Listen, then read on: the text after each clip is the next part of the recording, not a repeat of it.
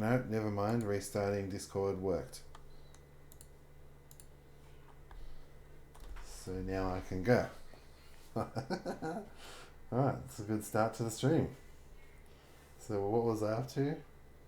In our show, we love it if you guys, the audience, join us on this journey of storytelling and adventure. At points where the party is not sure what to do or how to get out of a situation, they can call for a vote from you guys, the audience.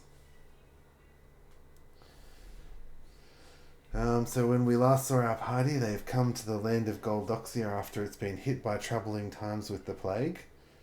There's rumours that the lords of Pylandia are not enjoying these bestial heroes gaining notoriety. They've made an arduous trek up the mountains in search of a fabled monster called the Honkdra, and have just arrived at a village that was told to Chief... Well, not Chief... Was it Chief? Bex. Bex, okay. Yeah, I'm getting confused between Blexel, Hexel, Glacian, Chief Bex. Too many names with X's in it. I'm just going to scroll down to the current quest. I know, Zex's Lex... what is it? Zekler's Hexelmaru. Oh, I should make...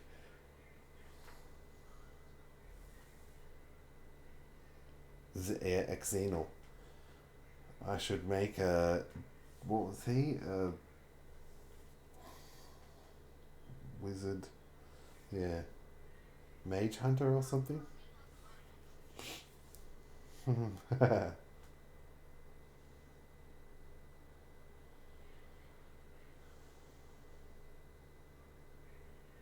Oh, just as you're entering, just as you're coming up on the town of Chiorio Tisidras, can you guys make a perception check? So this is just before you get in range of these guards, before they see you. You can hear a rustling in the trees on the side of the path. Can you make a perception check?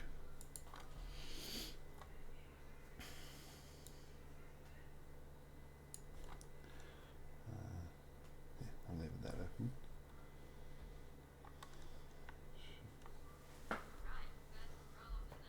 Yeah.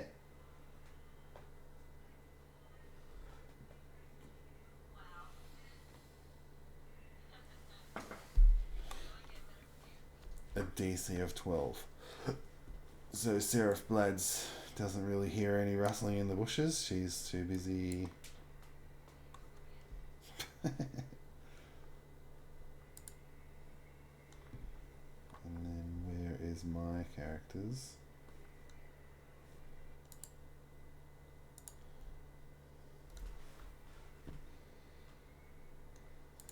Skills. Perceptions.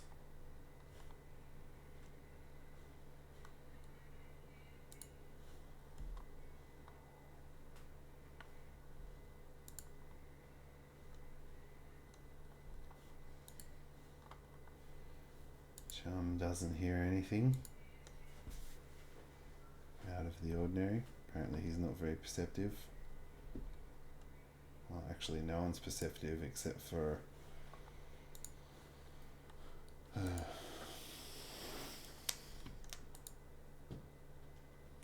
Pikkle. Oh wow, yep, okay, good work, Eortasmus. And then Pikkle.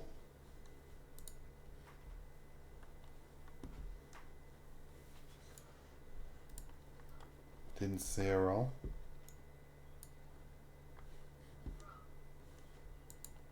Is it select? Have you got what is it? Private on for your roll? Because we didn't see it. It didn't come up in chat.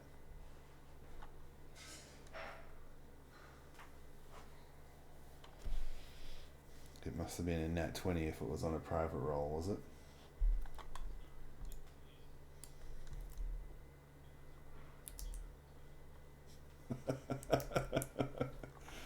Oh, while that roll is coming up, I'm just going to put the music on.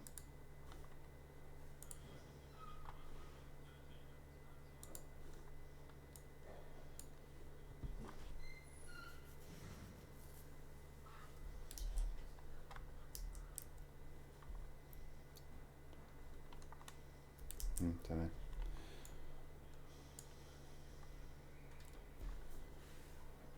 It's not show total. There's another option down the bottom that says private. Okay.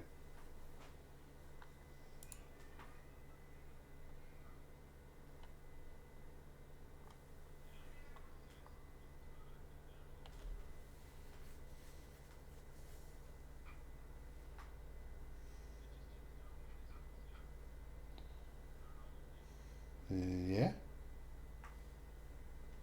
We can go with your first roll. What was your first roll? Enough. Oh, okay, that's enough.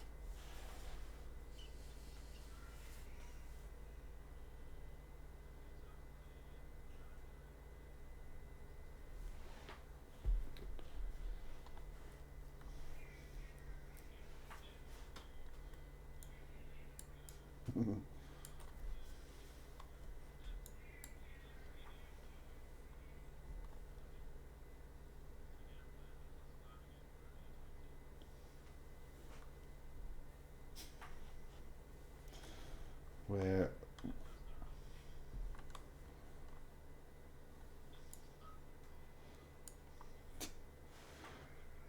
we're, we're struggling with play roll tonight. Everyone who's watching, play roll is giving us trouble. Yep, you definitely saw it. So, as everyone is coming up the mountain path, Pikkle notices off to the side a dark figure in purple robes, making some chanting noises, and then blips out of teleports out of view, blips out of existence seemingly. And then, as the rest of the party just continues walking forward, there is 2 guards up at the entrance to the town who see your approach and say, "Halt! Who are you to enter the domain of Chiorio Tisidras?"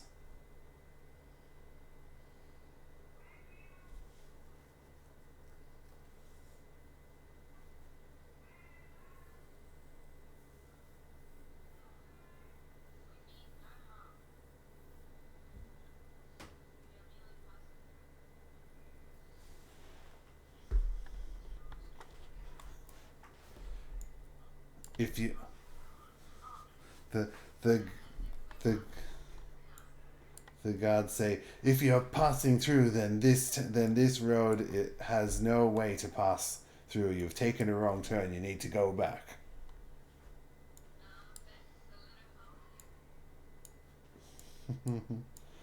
Chief Bex says, "Oh, I don't know if they." And Chief Bex is trying to hide her face and trying not to let them see who she is. And she's like, "Oh, I don't know if they will be happy to see me come back up here again. The last time we were here, we didn't pass on good terms." Part.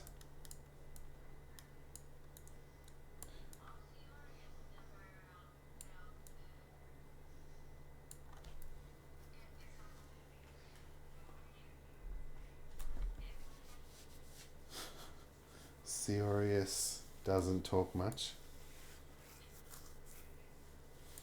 He just he just grunts and then says, "Well, last time we were here, Chief Bex didn't leave a good impression."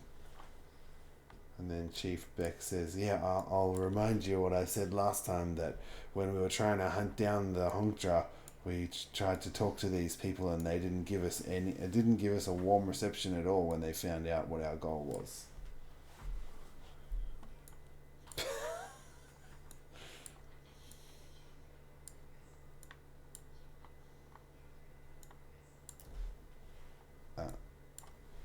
Yeah, well, so what we need to do is get to the village elder. I've heard rumors that this village of people like to have some sort of connection with this Honkdra beast that we're hunting.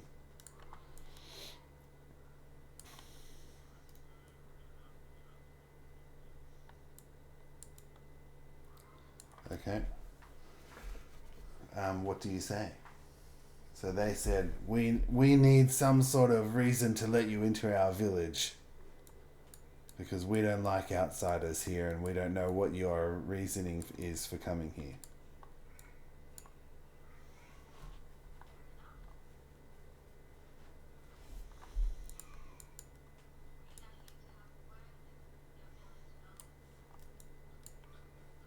And what is your what is that pertaining to that you want to discuss?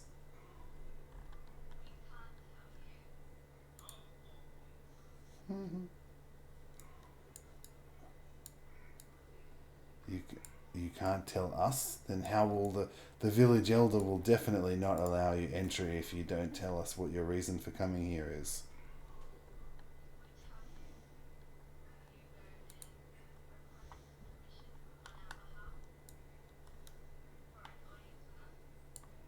Yes, that is our role, is to um, allow or deny entry to people into the town as per the village elder's orders.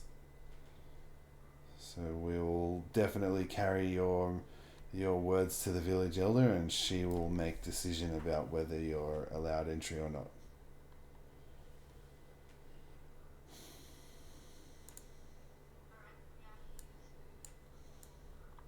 Oh, I already did that one.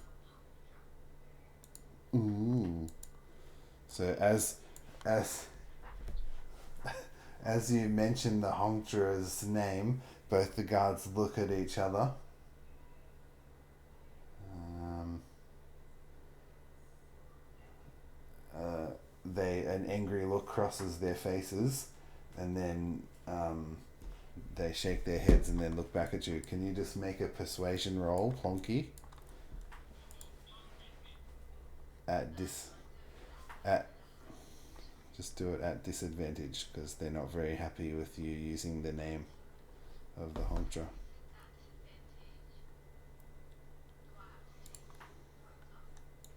No, you do roll twice and take the lower number.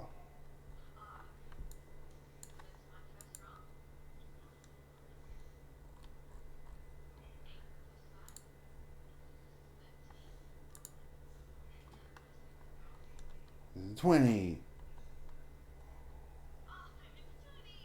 Whoa, really? Okay. 13.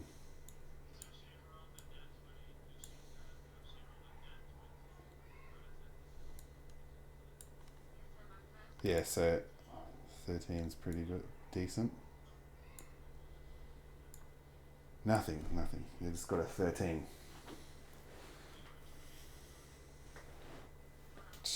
Yeah. Then, yeah. So the guards keep a wary eye on you, but they... Oh, by the way, guys, you've got to put your character tokens in on the map.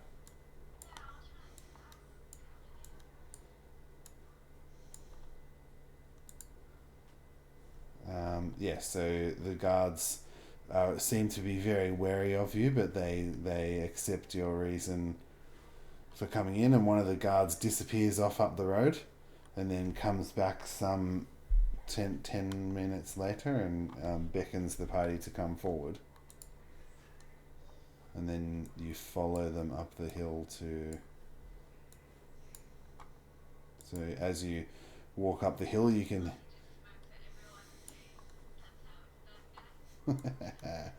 And as you are walking up through the village, it's like a three-tier village, and then you walk up the tiers and you can see lots of different villages engaging in village activities, preparing meals, putting clothes together, repairing and maintaining tents. Some children running around the village playing with sticks, trying to hit each other.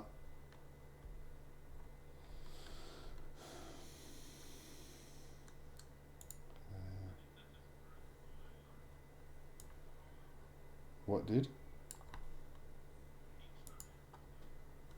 Okay. Well, I've been trying to get the rest of the village populated. I should have done this off camera, but I thought I would try and leave it blank.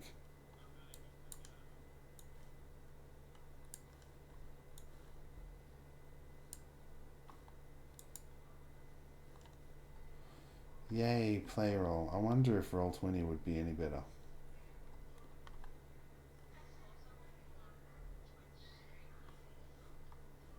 Hmm.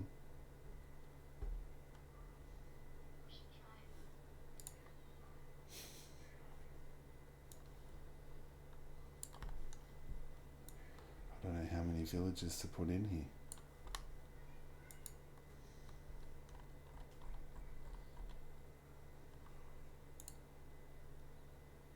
Can you hear the music that I'm playing?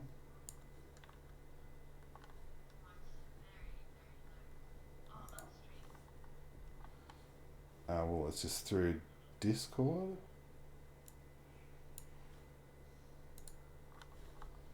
If I play it that loud, is that going to interfere with the voice?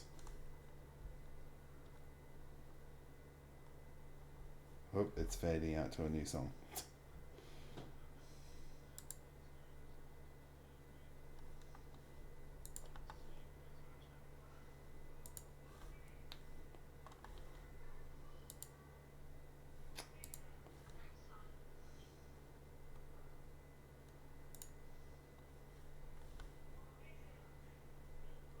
That was 2 ads.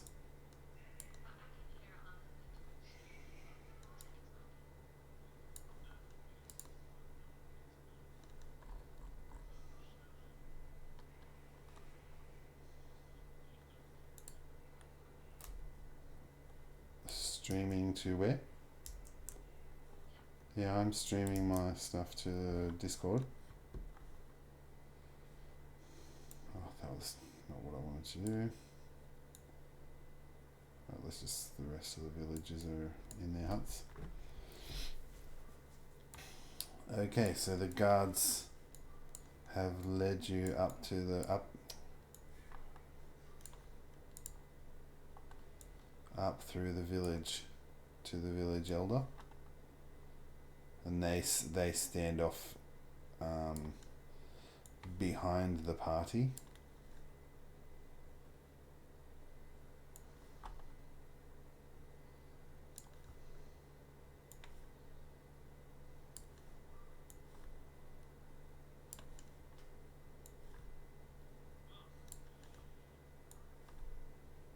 I'm going to put Plonky in the front of the party there, in her usual position, point position.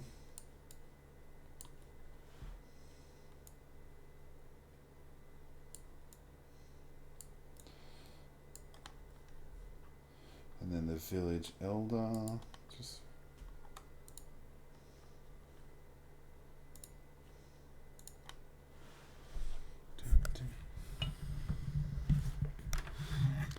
if the music's going to be that loud, I will probably just... Okay, so the village elder doesn't seem to recognize these 2 that were here in the village before. Chief Bex is doing a good job of keeping her identity concealed, so that doesn't affect your interaction with the village elder.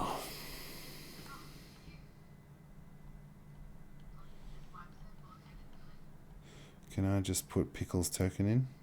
Did Pickle get his token in yet?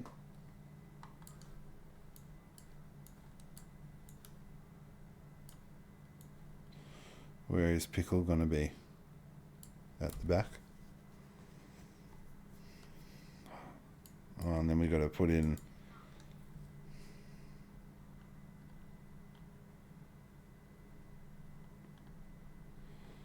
Uh-oh, what was Earthstrap's token called?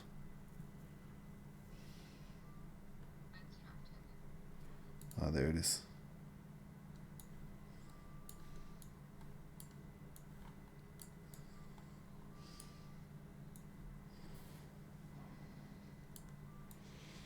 Alright, so where's Bumfluff?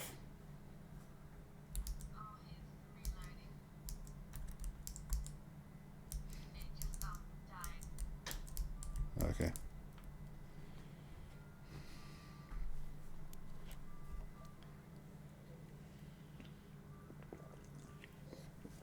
What is up here? Or is that me? Oh, okay, I thought that was a chum token in the top right, but that was just my screen.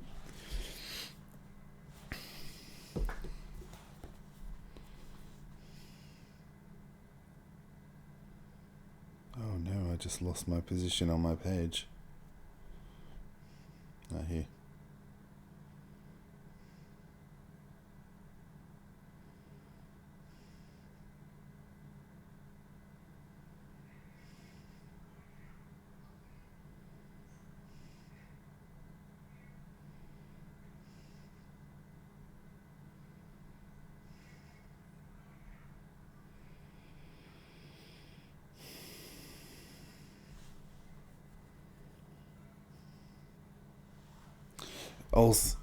Also, as you make your way up through the village, the rest of the villagers watch you as you pass, but none of them make any moves to interact with you. They all stand off at their house entrances and just watch you silently as you walk up the hill.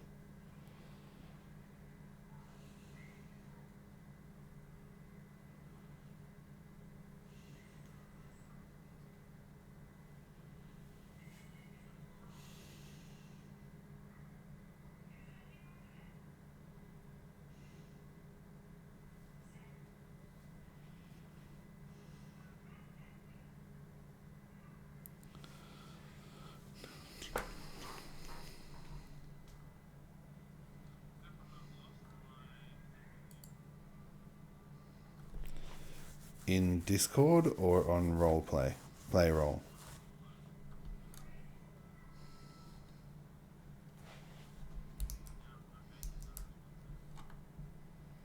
Oh, we can't see your screen.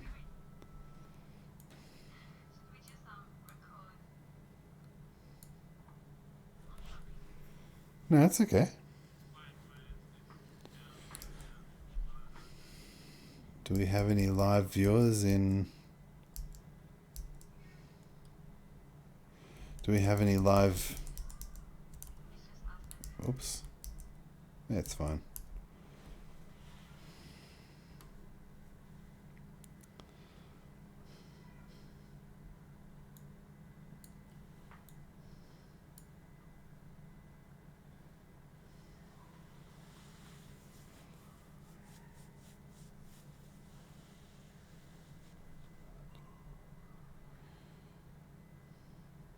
Oh, I forgot to get a piece of paper to write on. I was going to start the stream by figuring out what day of the calendar we're up to.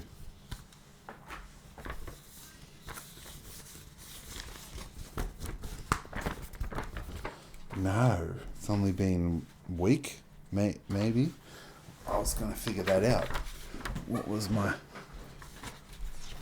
Oh, yes. So the first...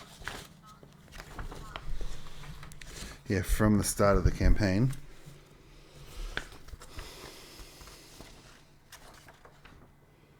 So the month is init, INIT. The first day of the campaign was spent in the tavern, right?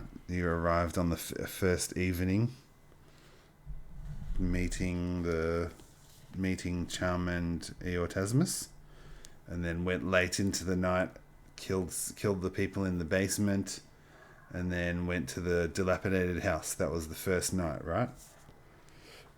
Then came back and slept. And then what happened on the second day?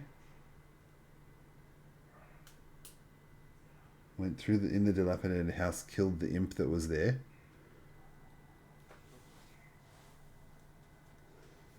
Then what happened on the second day?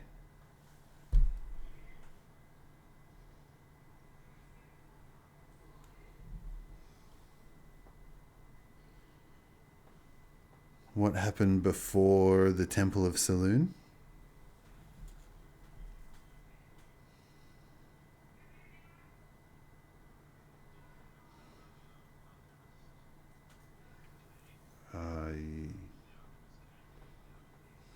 Yeah.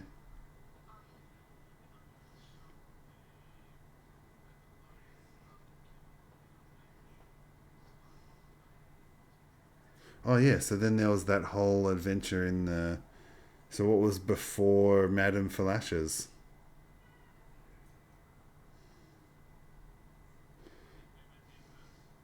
Okay, so you.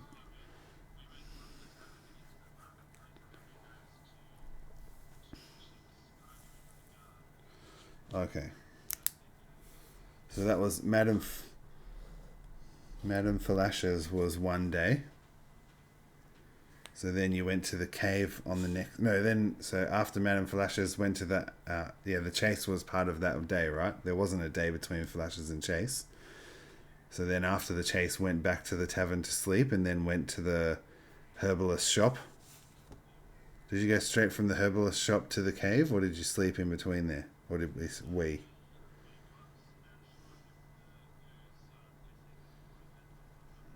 Okay, so alchemist, then cave. I should probably write down what happened on the day. Alchemy. What was it called? A gelatinous cube.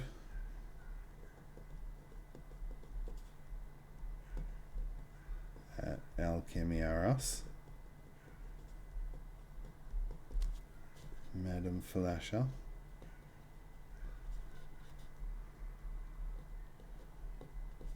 And chase shadowy figure.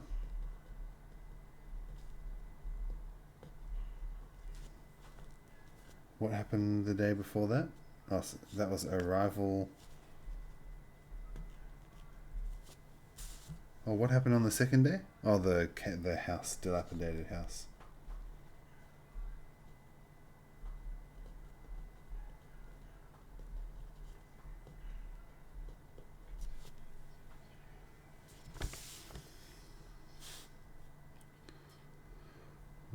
If my music is not working on the stream, you might have to play your own. I've got the music on for the recording.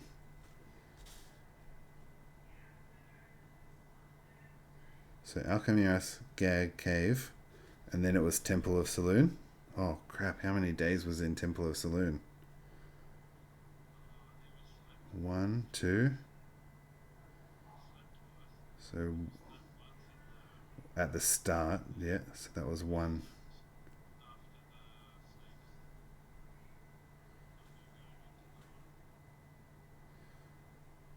So that was 1, 2, 3 days.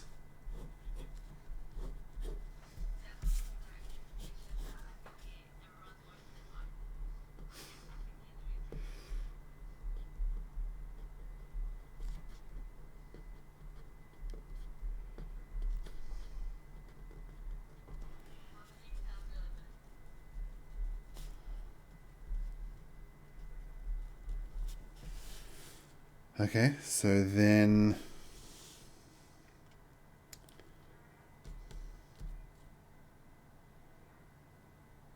and then you spent and then how long did it take to get up the mountain? 3 days.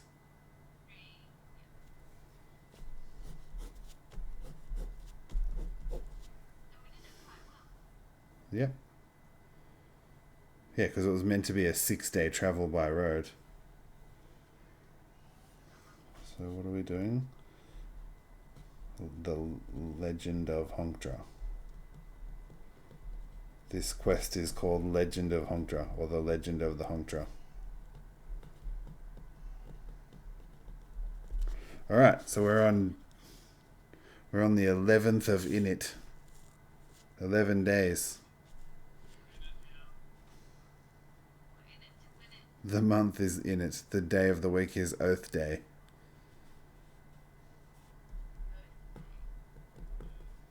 Oath.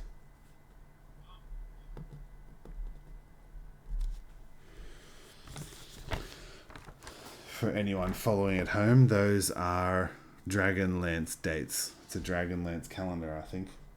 But I did change the amount of days in the month. So it's not an exact. This is meant to be village music. What the heck is this music? Dwarf mining town. Okay, never mind. Let's just... Whatever, I'll just leave it. Yep, okay, so how does the conversation with the village elder go? She says, so my guards tell me that you. Oh my goodness, it goes to the top every time. My guards tell me that you're here on a quest for the Honkdra. What do you plan to do with the Honkdra? And what do you want with our village?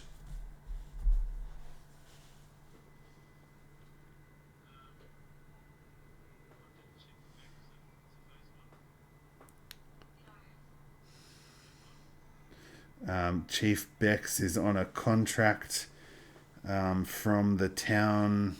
What are they called again? Nobility.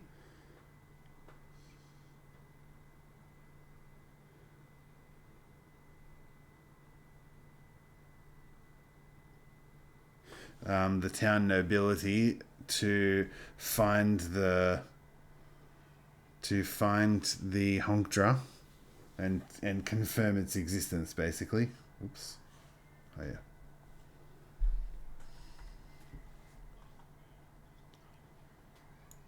Yep. It's Yeah. The town nobility want to find it and either capture it or use it for or hunt it maybe. Chief Bex thinks that the town nobility either wants to capture it and bring it back to put it on display or hunt it as a sport.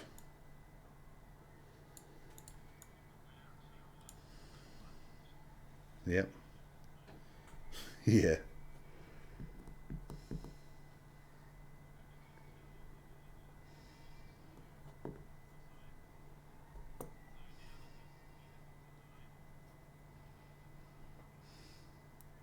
Mm.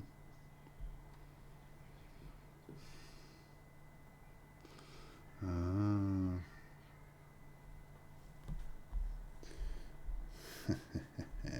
The village elder's name is Ruadon.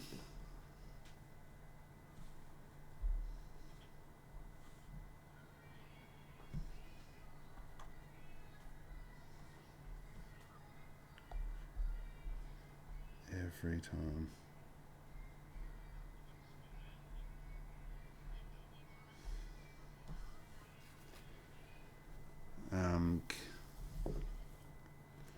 Can you make another persuasion roll?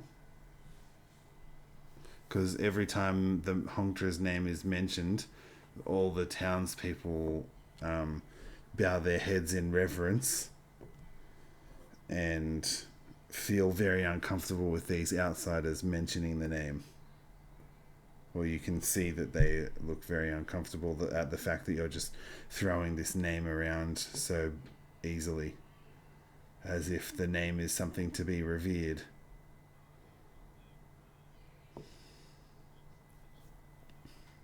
Hmm.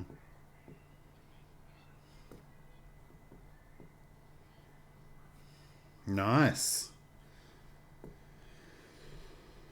So the village elder takes a deep breath and says, "The creature that you seek is a holy creature to our village. As you can see, etched onto the sides of our tents as an insignia is a picture of the Honkdra. I don't even know if I can show you an image. How am I going to do it? Because I've only got it in token form. Here, I'll just put in a token that shows as the insignia. Oops, can't drag it while it's down there. So as she points out that there is a insignia you see on every door and wall of the tent structures. Because that token doesn't want to stay where it's meant to be. Is that token that's on the door behind the village elder.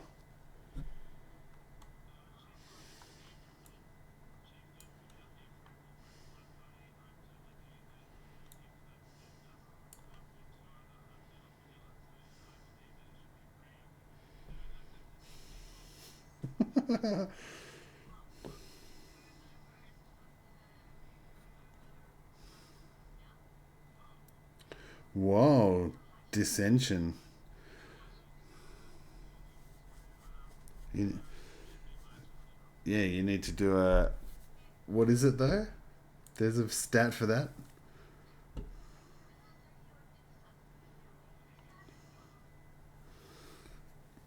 Mm,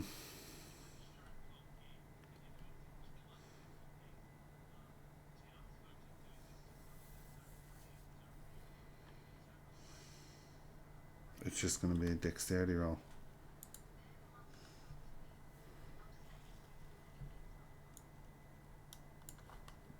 So Chief Bex and Seorius are in it for the money. They're getting paid to hunt down this creature for the nobility who want to use the creature to either put in like a circus kind of thing. Oh, not a circus, just like a museum kind of thing where they can hold it. Or a zoo. Zoo is the word I was looking for. They want to capture it and put it in a zoo to allow people to come and have a look at it. Or they want to hunt it for sport. When that Chief Bex is not sure which one they're after, but they're looking to either hunt it for sport or put it on display in a zoo.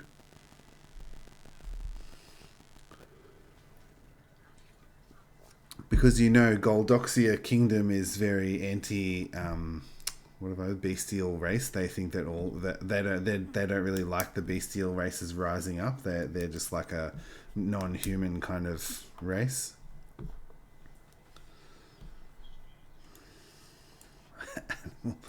Animal.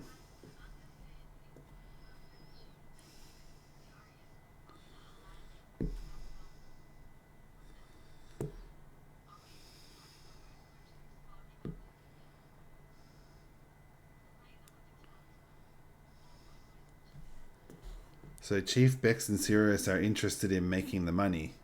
The nobility is the one that wants the creature.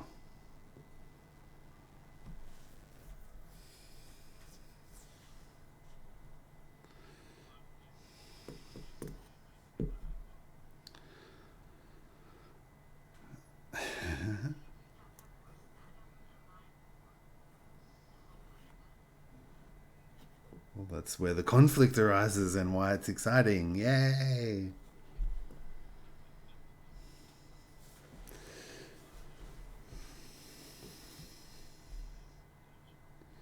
So,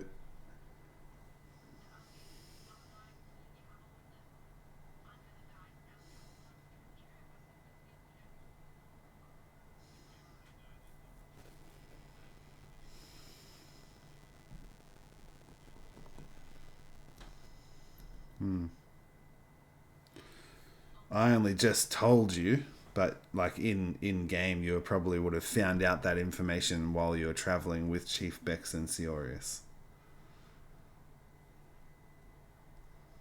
So we can like say that you would have known before talking to the village elder what Chief Bex thinks that the nobility wants to do with the Honkdra. In no, in saying that, they were. Oh, what was I about to say? I forgot. Maybe I remember.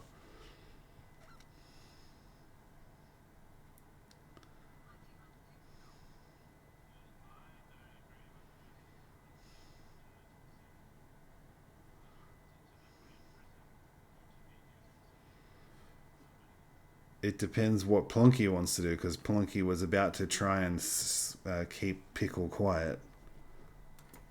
So is Plonky still going to try and silence Pikkle from saying what the nobility is trying to do or not?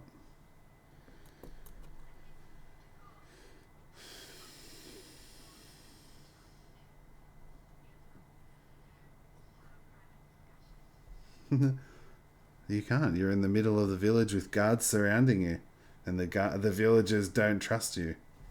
So they would prefer the villagers would prefer to hear what you're going to go and have a say of as a private conversation.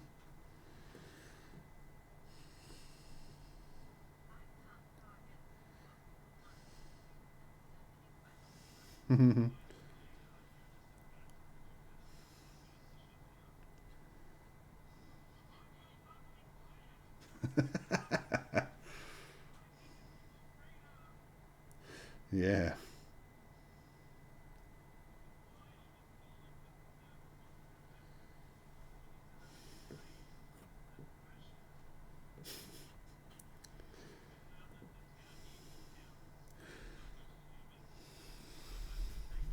Yeah.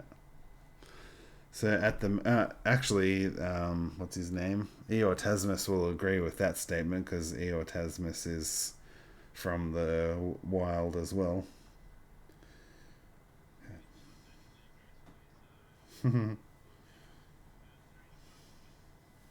Girl.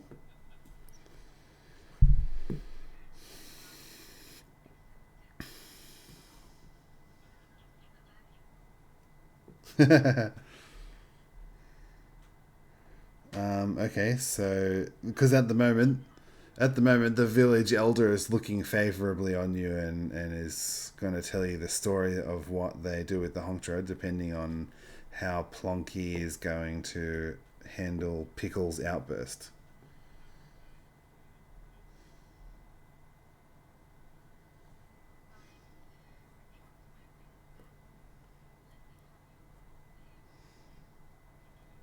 So I remember what I was going to say before. So Chief Bex and Seorius are in it for the money.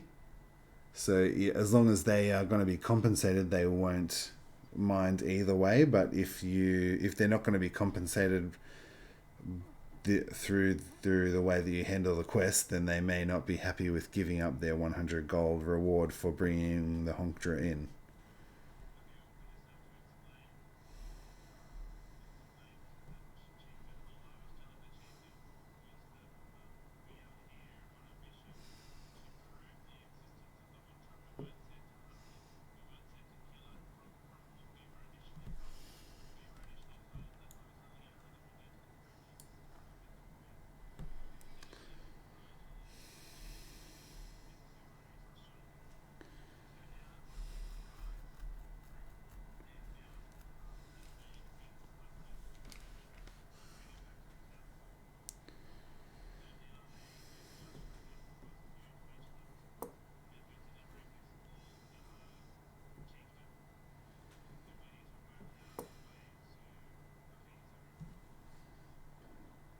Mm-hmm.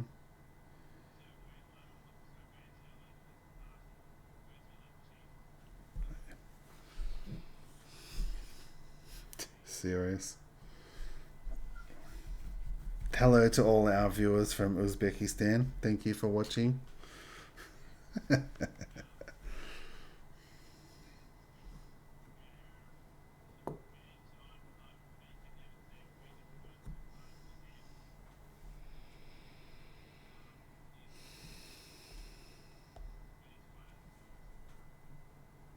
Mm. Okay, so the village.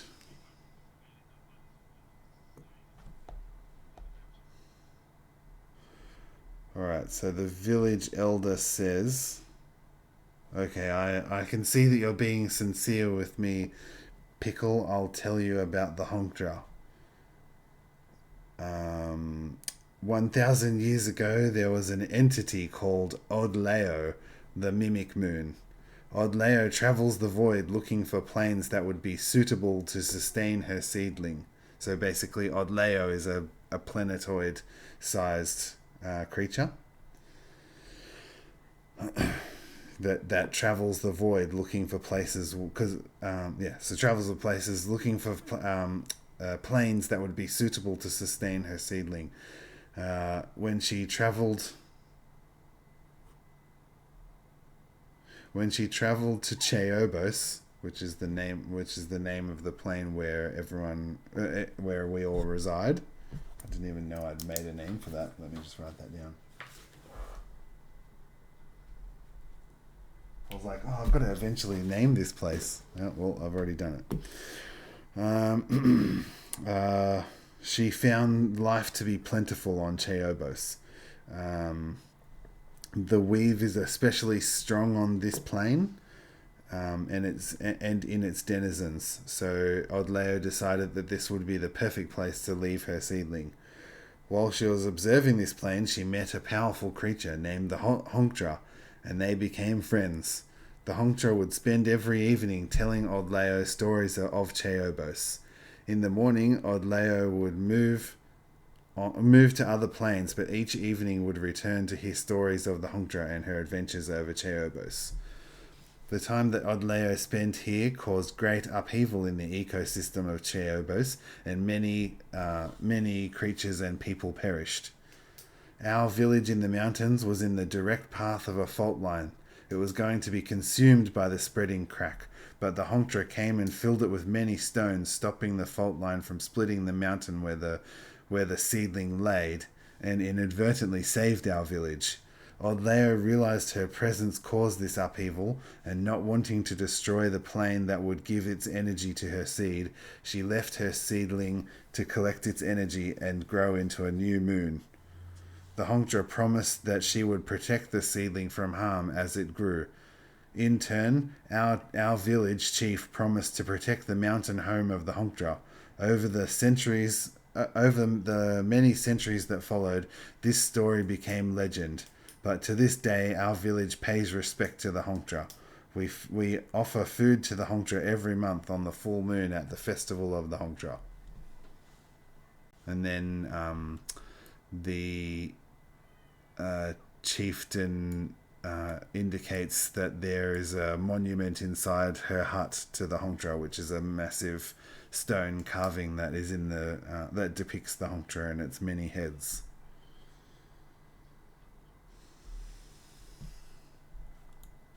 A goose hydra. You can see that the heads of the stone statue are all the heads of geese.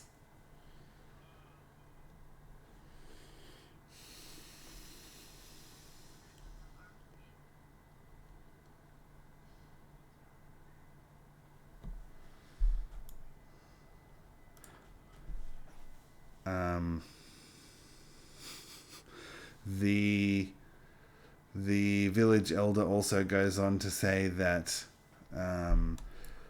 there has been reports of purple-robed figures roaming the mountainsides, searching for something, and we think that these purple-robed figures are searching for the seed of Old Leo.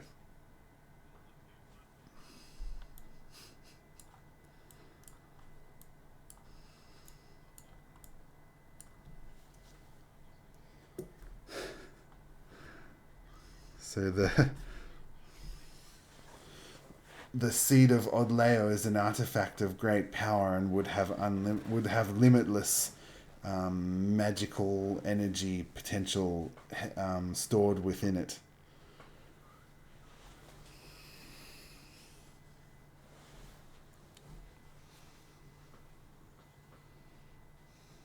The seed of Old Leo.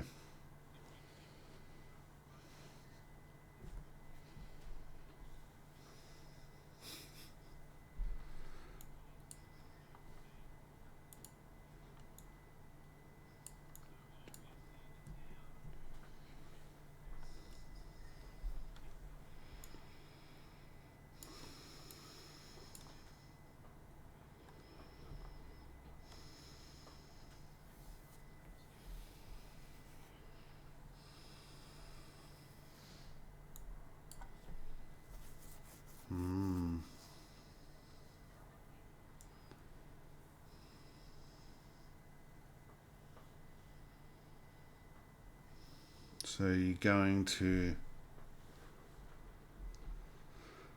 So yeah, Chief Beck says, "We still want our pay. Are you mutineers planning on stripping us of our quest here? Or our quarry, sorry, not our quest."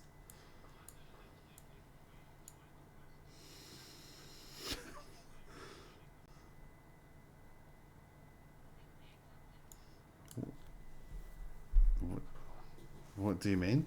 Yeah, when they've joined you, you've taken on the quest to help them find the mystical creature Honkdra for a share of the gold.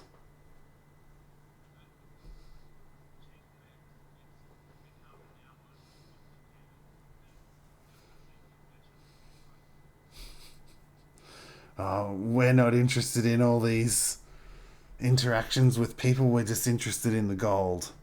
The nobility has offered to pay us a hefty sum of gold for information on the whereabouts of this creature.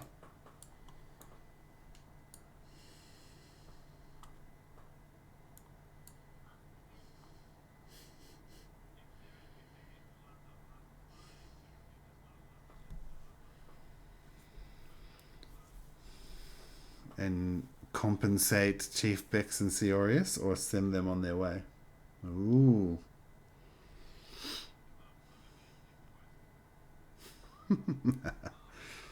Yeah, you can abandon the quest.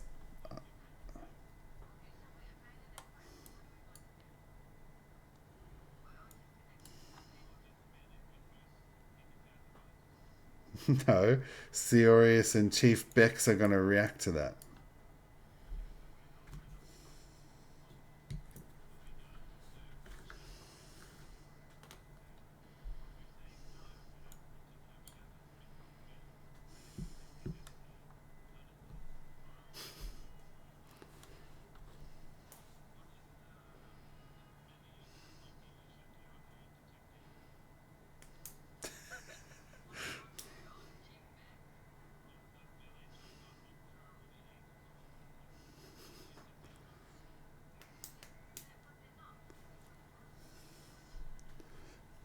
What is the range on your spell? Is it detect evil or detect magic?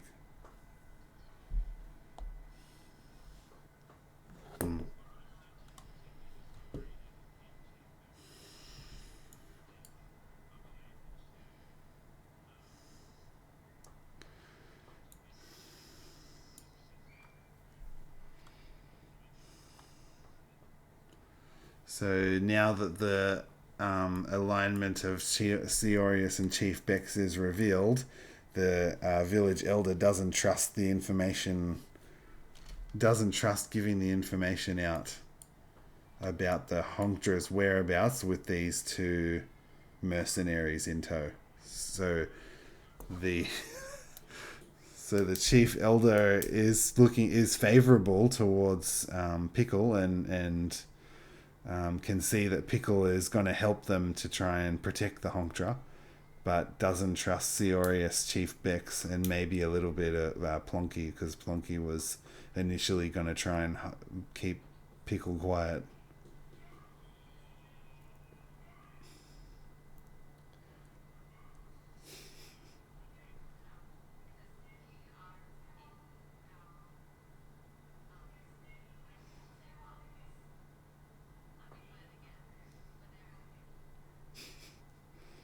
Pikkle. Oh, he's already on their good side. So it just depends how you resolve the situation with Chief Bex and Seorius.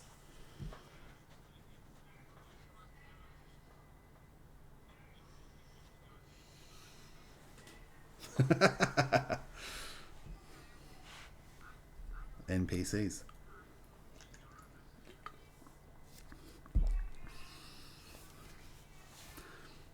What's Eotasmus? Eotasmus is interested in adventure, not necessarily gold, and he's looking for a party to end all parties. But he's inherently good. Um,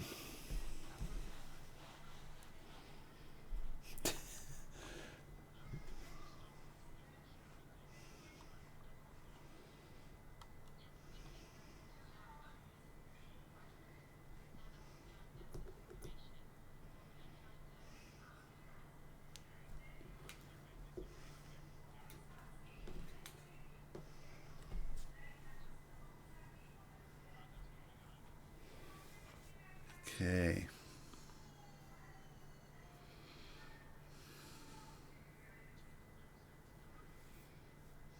Just trying to figure out how Chief Bex and Seorius will react. How violent are they?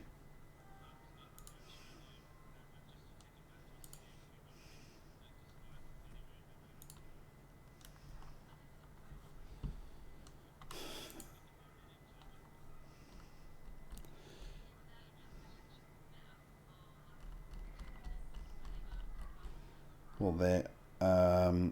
So it just depends how. I'm just trying to see what these guys' alignment was. Where's alignment? Did I even put that in here? Oh yeah, chaotic neutral. So I think Chief Bex and Seorius probably are probably not going to be interested in trying to get involved in a fight here. They would probably prefer to, they're just going to say, okay, this is Chief Bex is like, okay, this is too much drama for my liking. I don't want to be involved in this anymore.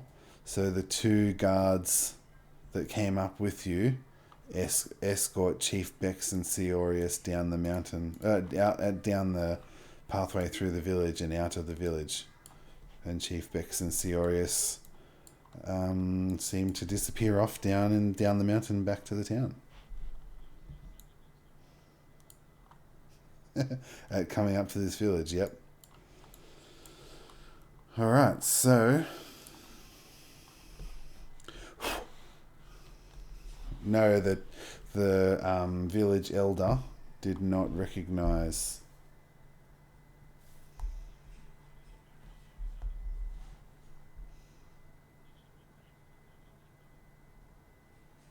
I didn't write down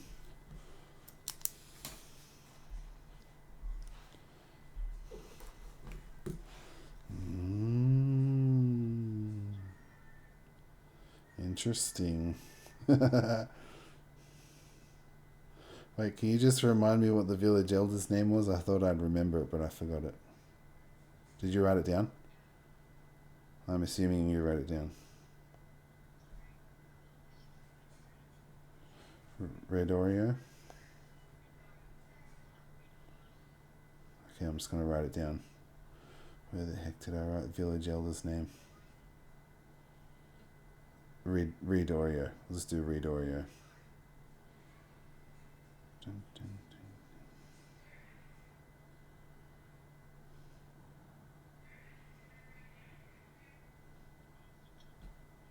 Here we go. Oh, you could have made a... Is there any people watching? We could have... Okay. Because we could have made a... You could have made a, decision point. So what is it called? A vote to see what way to go. Anyway, okay. So the village elder is very happy with the fact that you sent those guys away and trusts Pikkle to help them with their protection of the Honkdra, and says, "Yeah, my scouts have followed these purple robed figures trying to search the mountainside. I've told them not to engage with any of the strangers. They seem to be operating out of a alchemist hut halfway down the mountain, and they spread out each morning from the alchemy hut and seem to be searching all the caves of the region looking for something.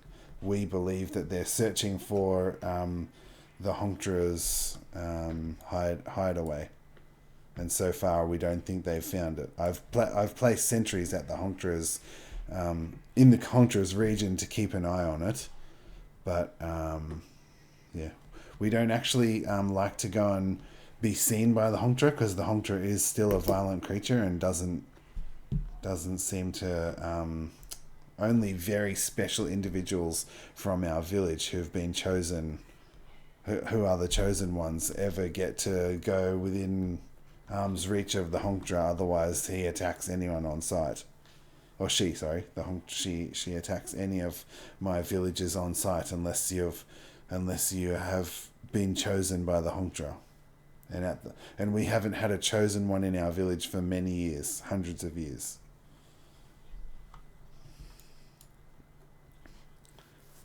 Yes, it seems to have been built between a boulder and a rock wall.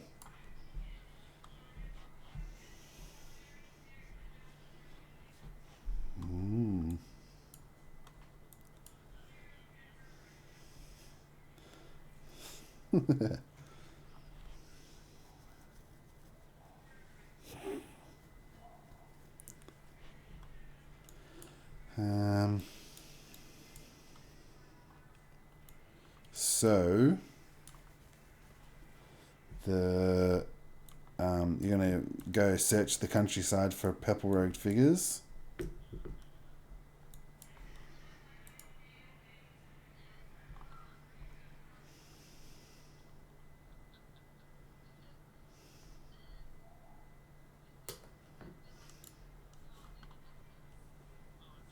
No, it's all party. We're all a party working together.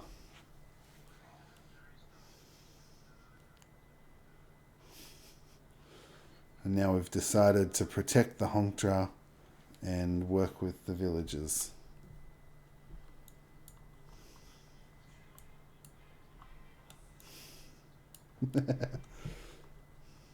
Yeah.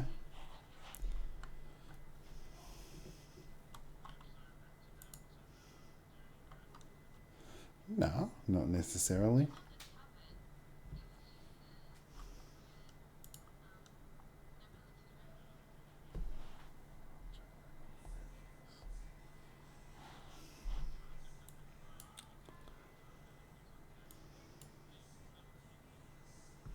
Oh, I don't know.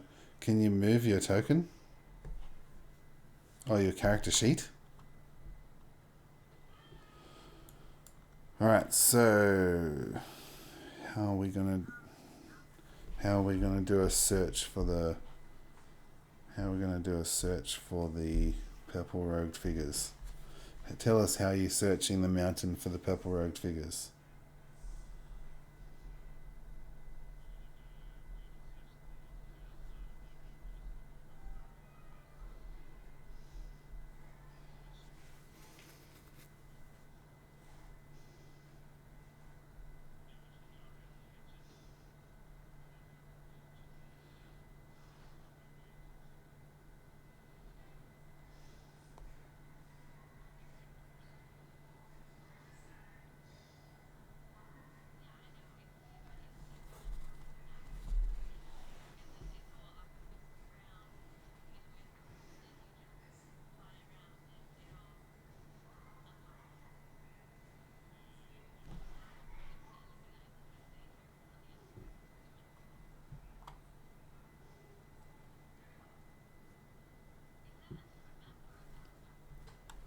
Where? What, man?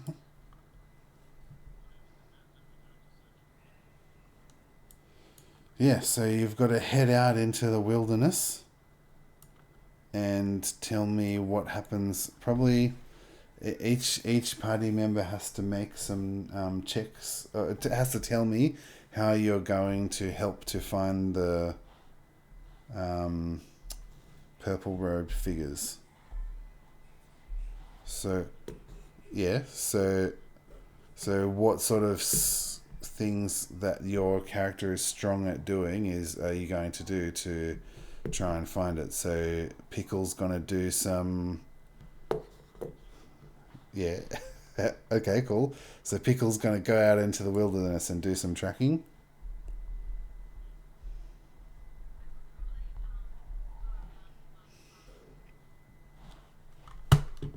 Oh yeah. Oh yeah. Cool.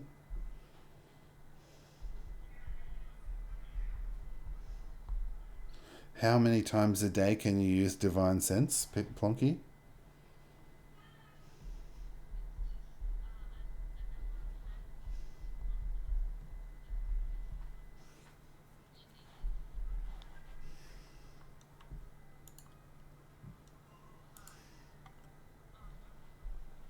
5 times a day?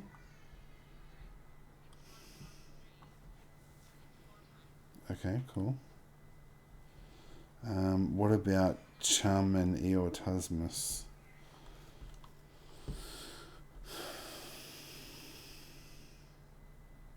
I don't know if Chum would be much help because he's from ocean and has spent time on seas and doesn't have much to do with Doesn't have much to do with mountainsides, but he is very strong and athletic, and probably has lots of endurance.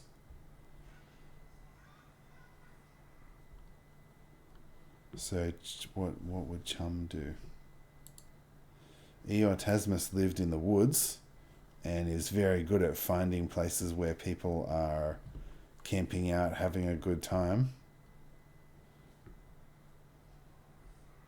He's got an advantage on checks when looking for social gatherings. So Eotasmus can probably pick up where they might be spending, like where they might be camping at. So he's going to use his intelligence investigation to try and find social gatherings, like look for where they've been collecting up firewood and stuff, or maybe find what food wrappers or food, not wrappers because we're in the medieval times, food maybe like hunting, like he can find where they've been hunting and left things that they've left behind. So he's going to have an advantage on an investigation check. Skills, yeah. Paper, yeah. Okay, so Pickle's going to do a survival check with advantage. Seraph Blades is using her divine sense. Sorry? Is that like a religion check? You're looking for evil, good and evil. And because you're using a spell, I'll say that's with advantage as well. Oh, here's Eotasmus's check. Oops, I've got to clear the first roll.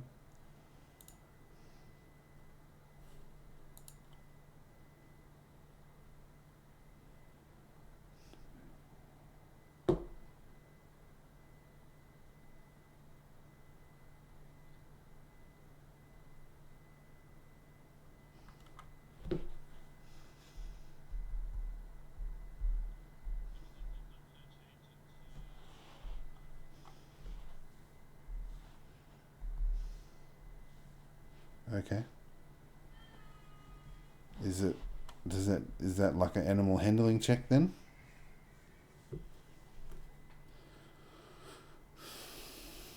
Yeah, so you're going to try and commune with the animals some way to get information from them and use an animal handling check.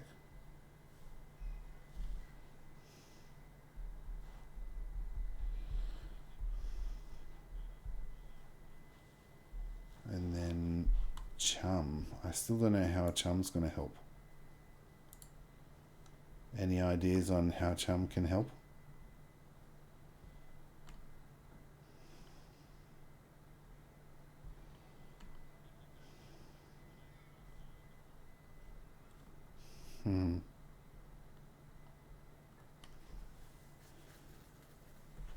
Maybe he can go with Pikkle. He's going to follow Pikkle.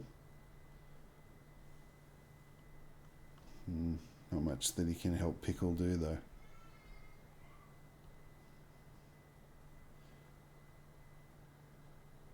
He can scare off all the animals that try to talk to Pikkle.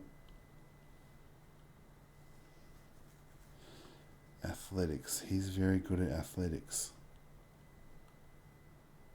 And strength checks.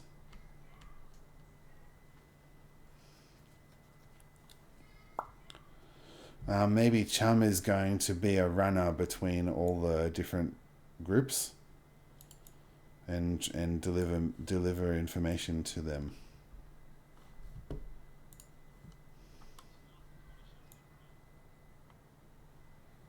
Do you get the outcome of the roll?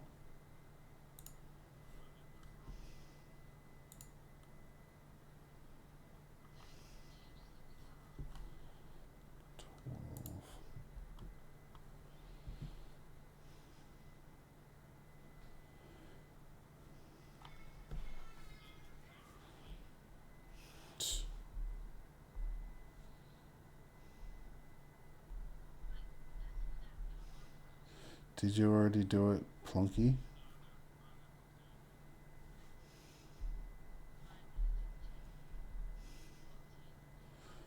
And then what was Pickle's role?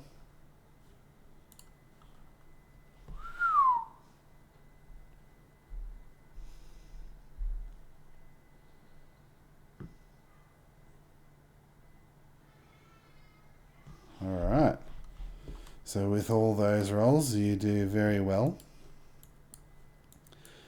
And then,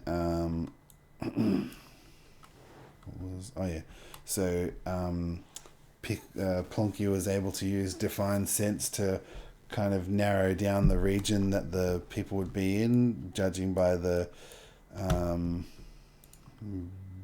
concentrated evil in their camp.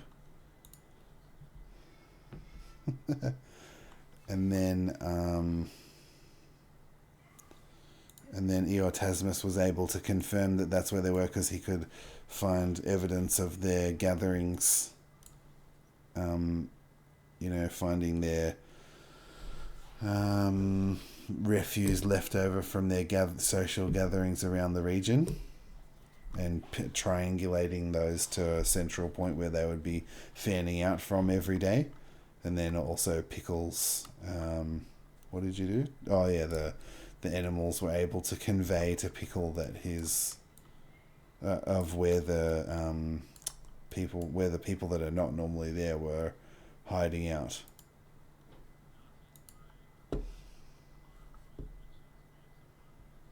Oh, okay, so you're just tracking.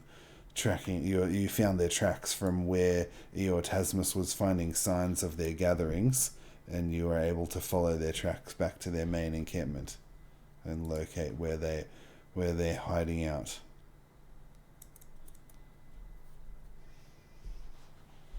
Just let me switch to a different window to see.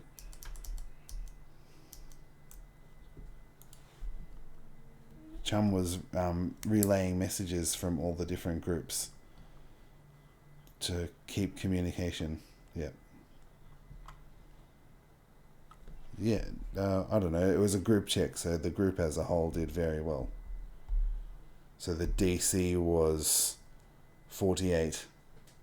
You had to beat a 48 to succeed at finding the camp. And the total score that everyone got was... Oh, there's an ad. It was only one ad. The total score that everyone got was 20, 30, 40, 54, 5, 6, 7, 58. So you beat the score. Now I've got to create an encounter. I wasn't prepped to find them.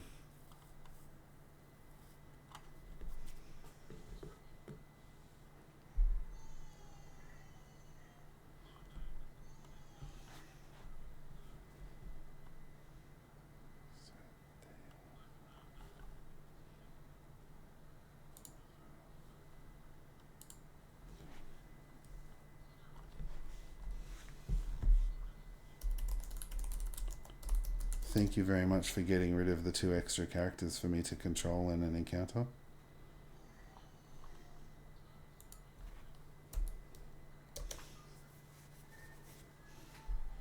No, it's fine.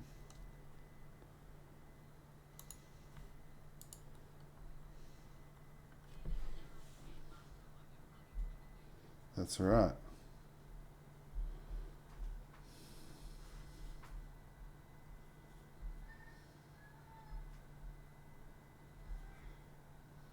This one. Found my website that I was using. Oh wait, was it? No.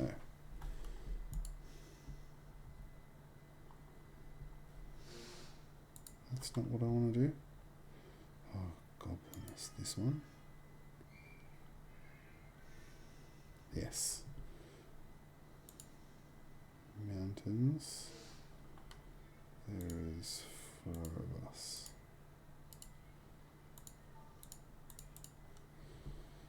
And we are going to base it on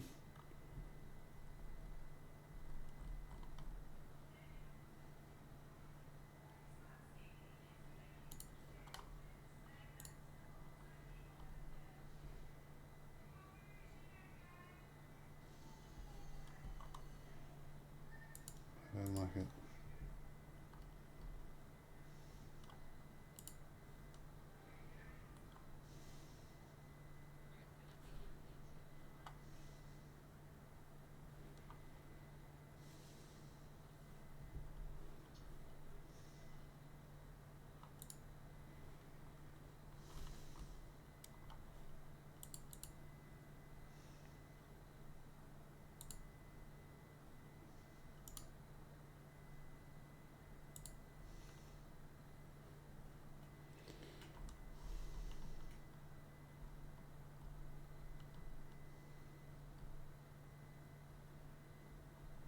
What have I got?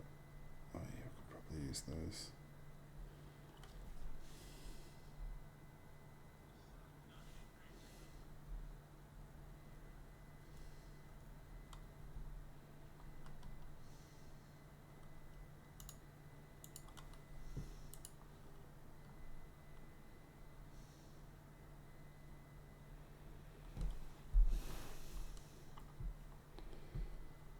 Sacred Flame. 50.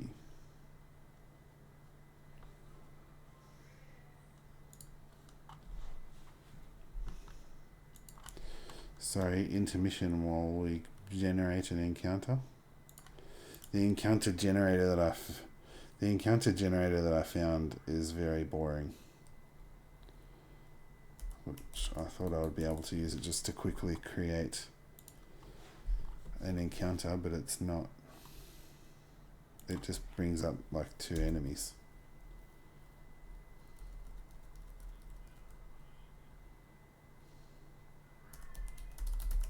Alright. Wait for Pikkle to get back in before we can move forward.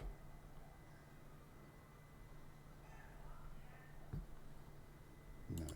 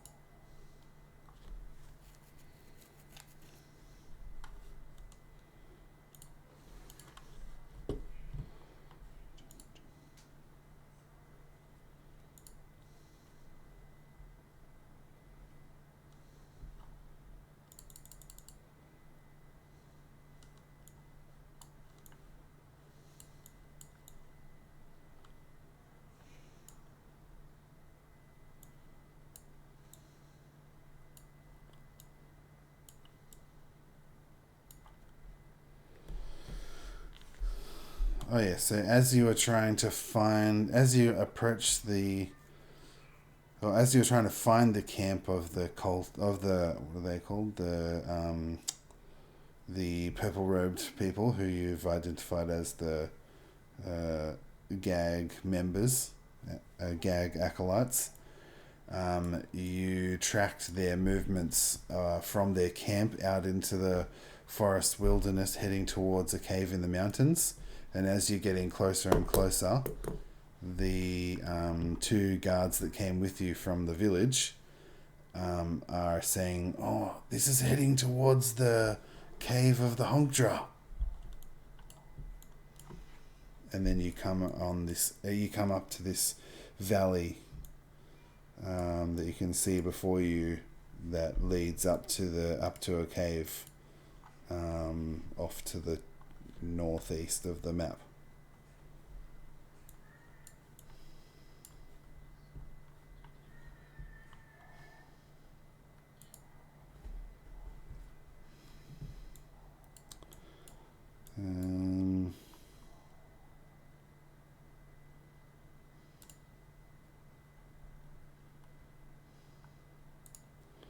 Oh yeah, okay, cool.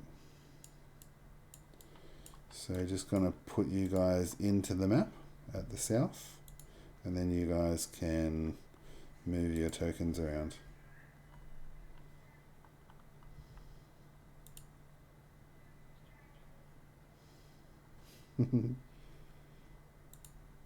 Well, you can't even move your token? You can't even move the tokens on the map? Why is it not putting my token in? Go. So I just put 3 of them in? Yep.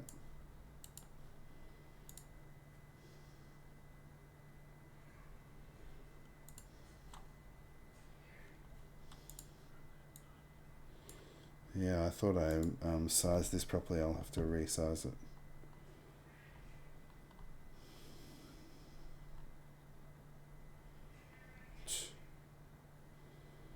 I just need to get... Where's... There's Plonky. And then who else? Pikkle.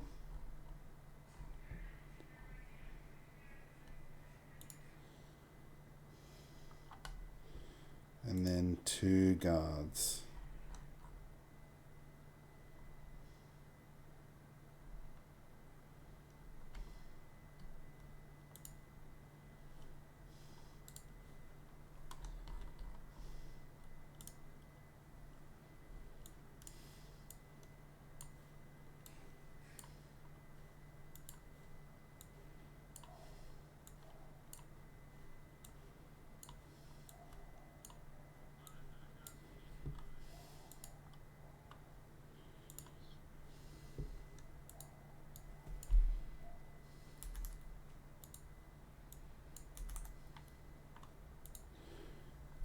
What do you mean?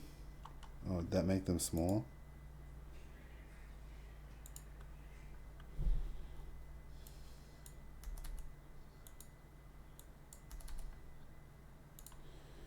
Oh yeah, me too. I'm not connected. Is there a connect button down the bottom? Oh. Oh, right.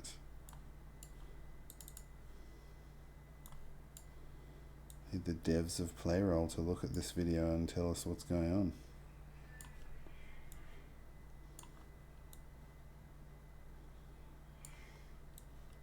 Oh wait, Plonky's at the front.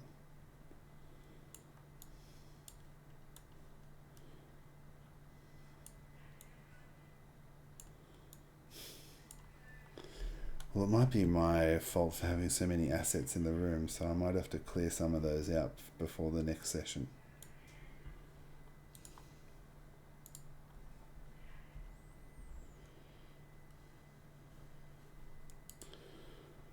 Alright, so that's everyone on the map. Oh, now I've got to calculate how many enemies are in here. Of which I can't figure out the... What was the... No.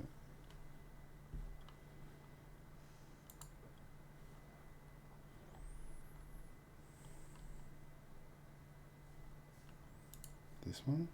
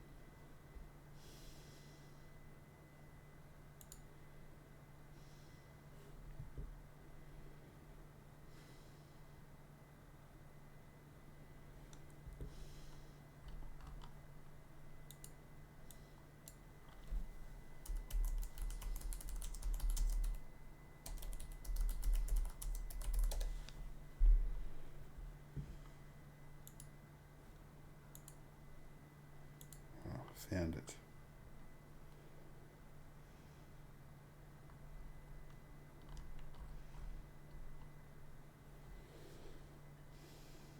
$250.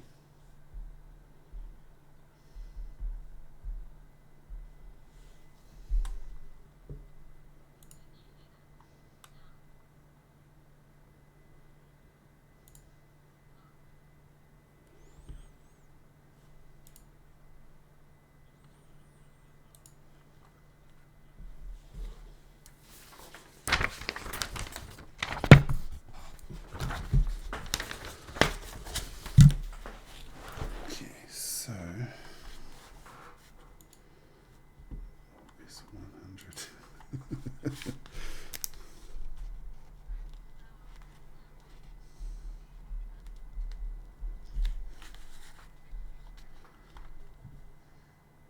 What? Of what?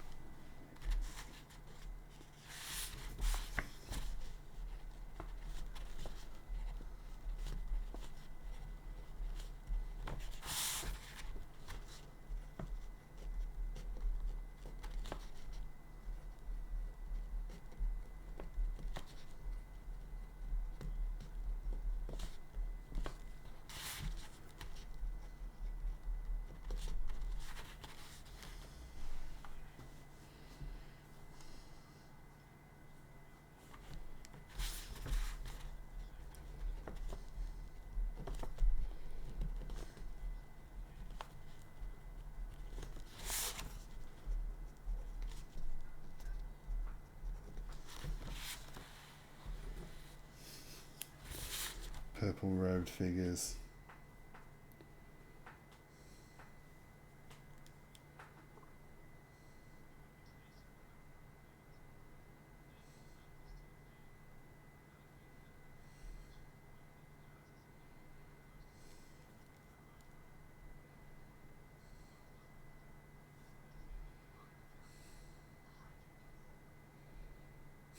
Yep.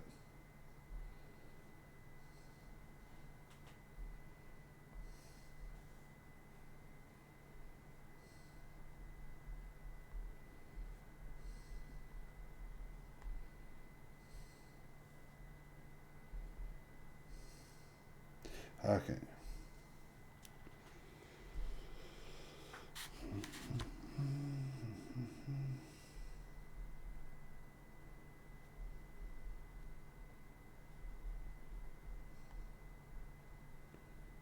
Oh man, there's so many.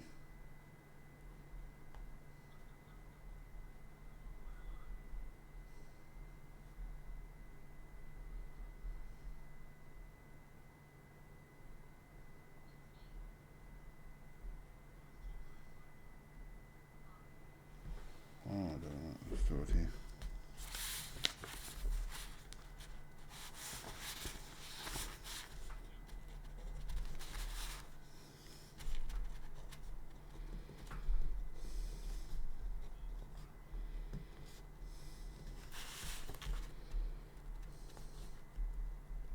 Oh, no.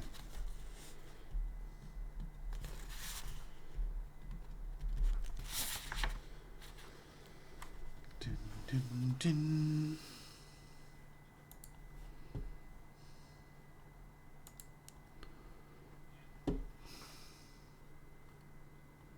What chat? Where? I didn't.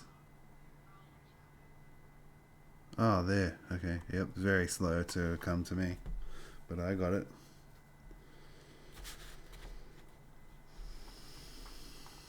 Okay. Okay.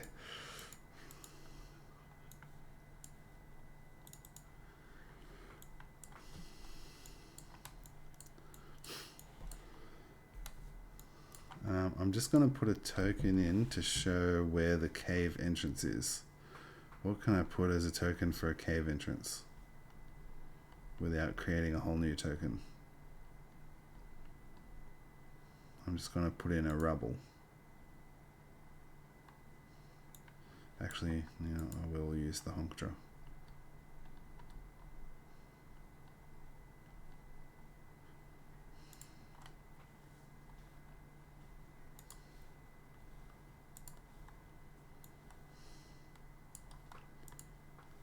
So hang on, sponsor.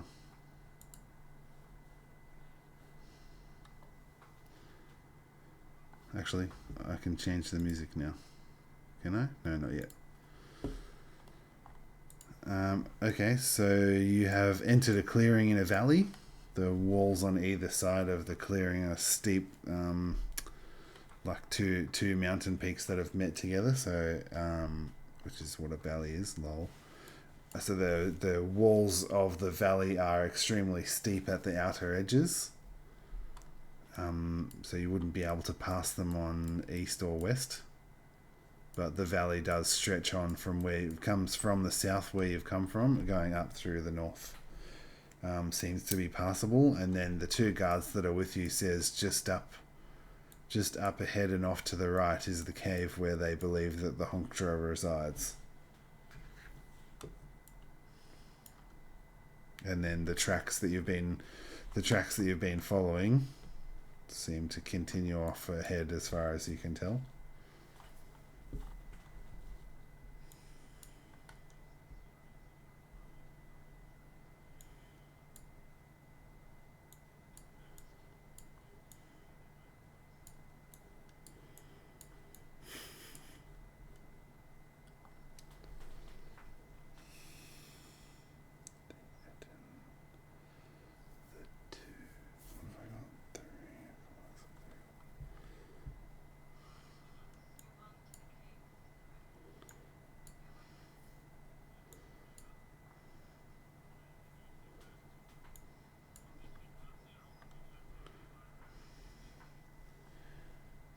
What is your... hang on, just let me make a couple of rolls. And then what is your passive perception?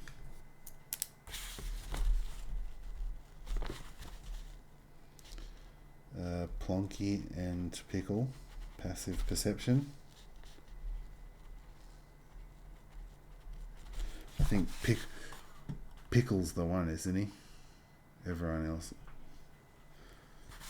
Pickle's perception is the one that is going to pick up everything, isn't it? I've got to make my rolls. Yeah, but it's based on your wisdom, and you're the one with the high wisdom.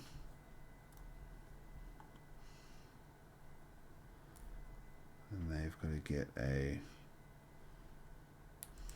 +1.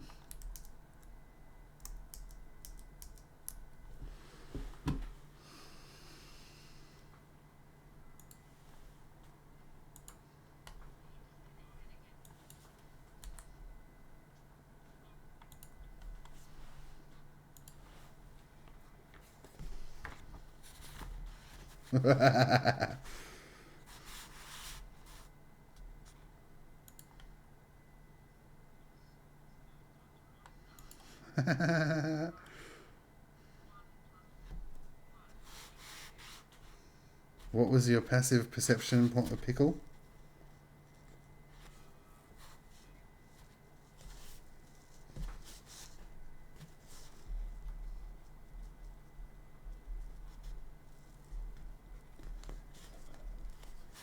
Yeah, okay, so as you move up, you're not rolling anything, that was my rolls. As you move up into the valley, you are able to see, these enemies get revealed.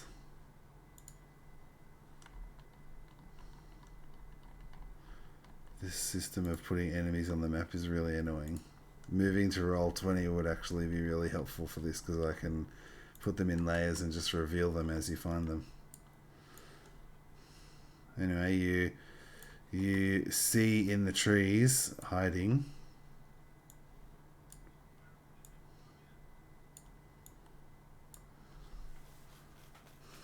oh well, that's where you move to now. And Chum was ahead of everyone, so he will have moved up as well. And then I guess Eotasmus came up to here.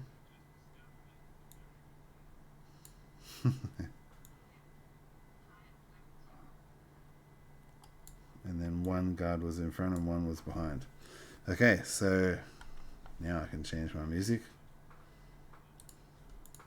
Oh, yep, hang on.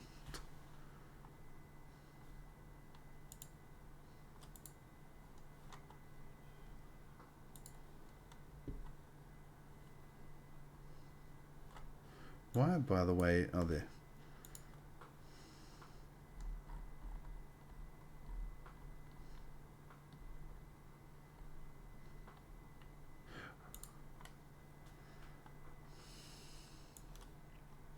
Where's Earthstripe now?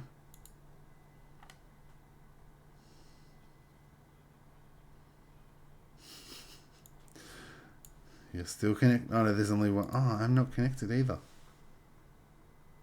Why does it keep disconnecting today? Whoa. It's only... Okay, I'm connected again. Alright. Roll for initiative. As you walk up the valley, you Pikkle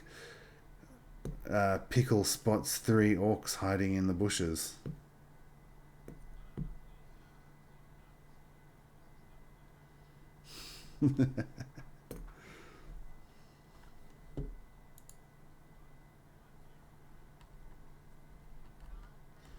Probably have to reload. Didn't that fix it before? Nice.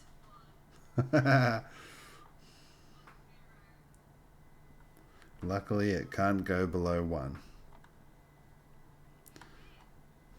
No, but you can't actually get less than a 1.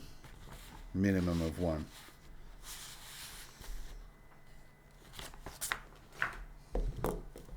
Yep. That's alright. Oh, no. I thought Chum got a really low roll, but he actually got a 19.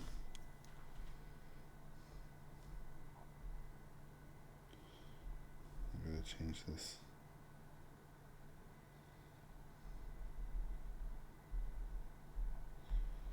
So, Plonky 1. Chum 19. Eotasmus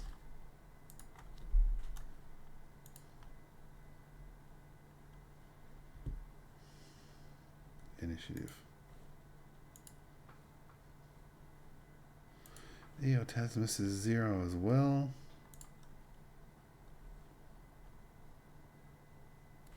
Eotasmus got 18.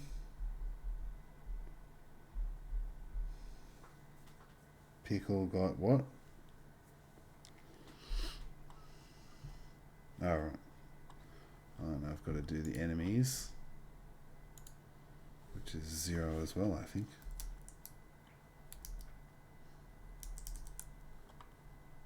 Oh no, they've got a +1.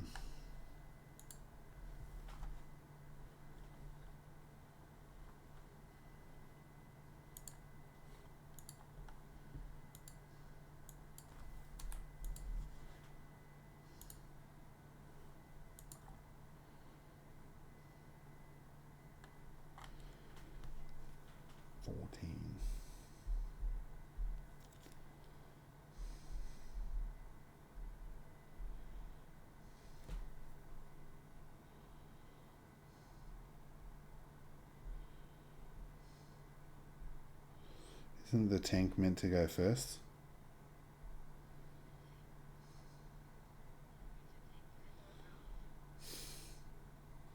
Oh, you've had a few 20s today. Oops.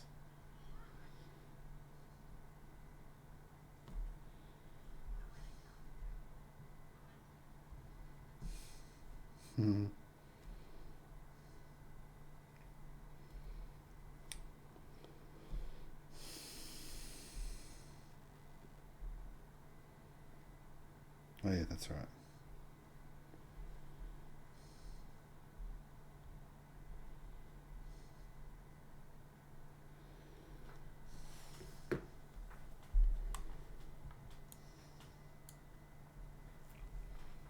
Oh, I didn't do the guards.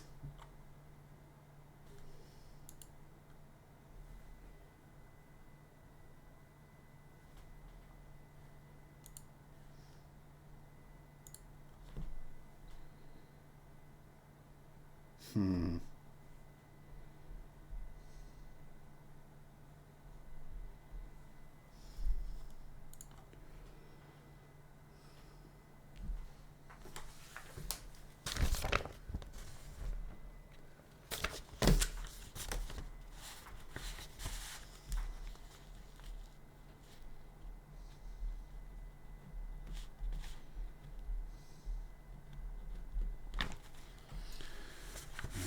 Where are they? Oh, that music stopped. That's not a very long one.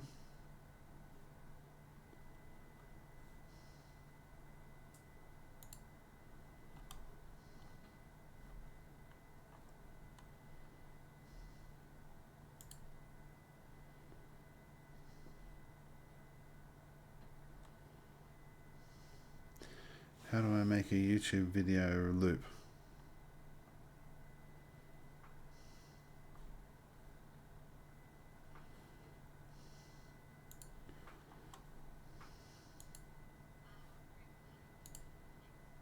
Yeah.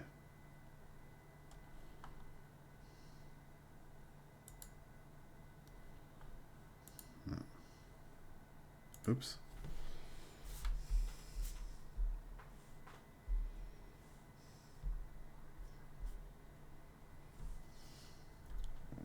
Where's more? Save report. Captions, settings, quality, playback speed.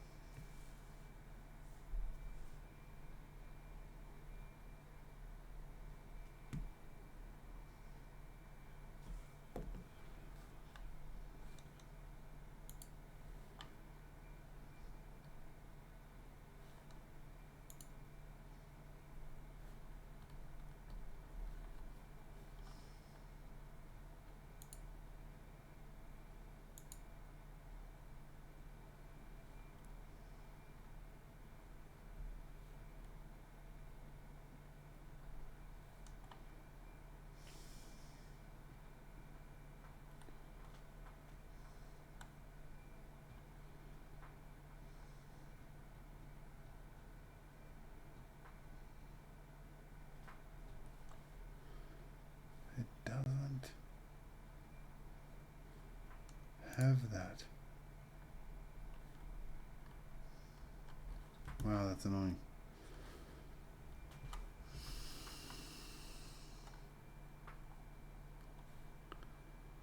Oh, maybe this one. No, but it's pirate music. I don't want pirate music.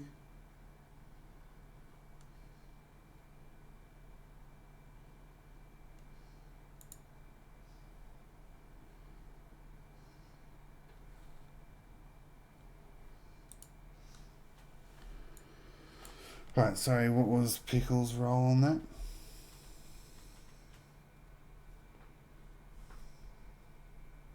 Yes, I left the top spot open for you.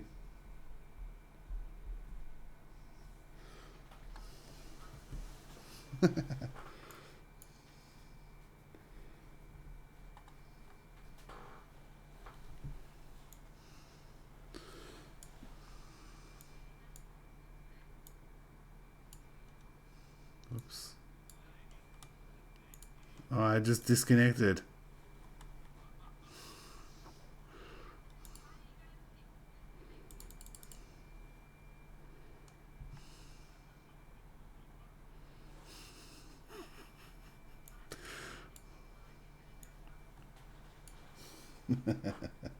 Yeah, because you keep refreshing. They always give you a nat 20 on your first entry into the room.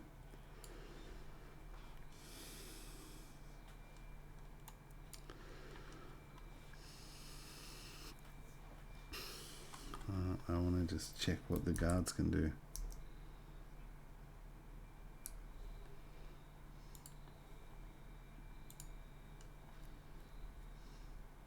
Alright, so it's Pickle's turn first. What does Pickle want to do? There's 3 orcs that have just jumped out from behind the bushes.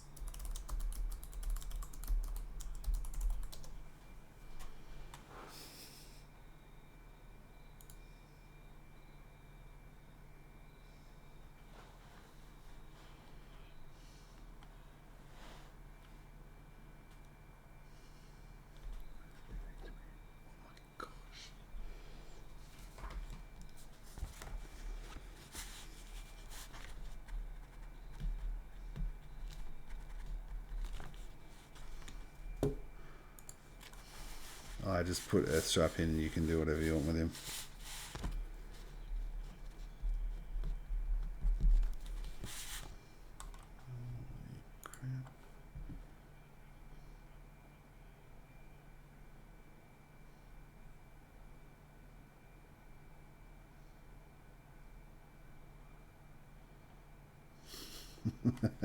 It's painful.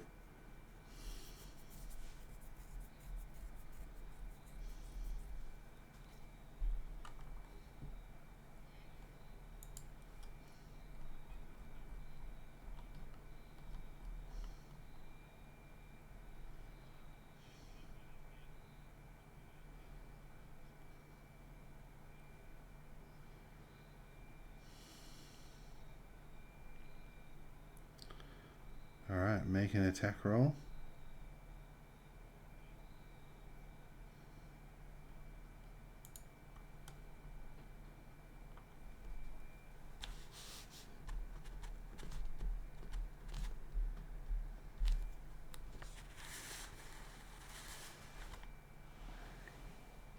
Maybe just one.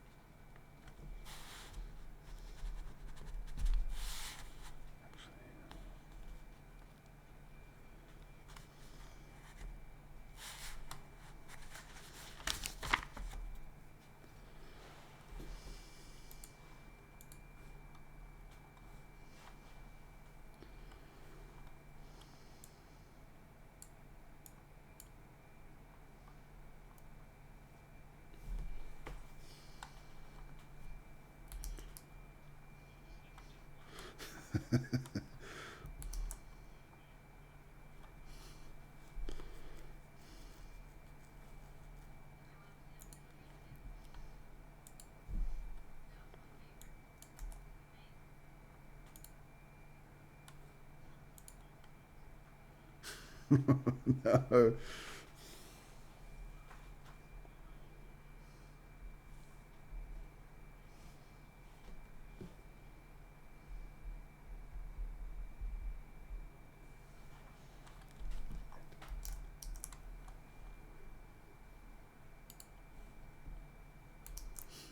-1.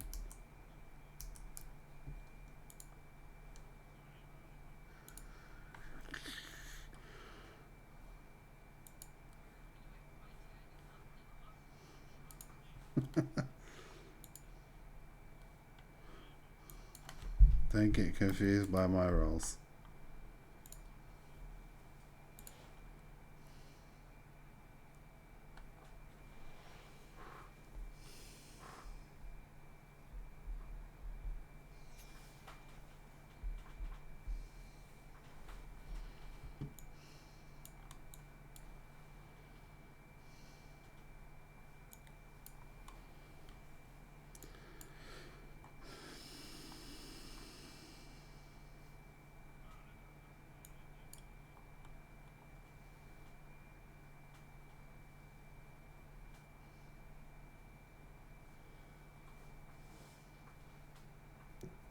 Who are you attacking?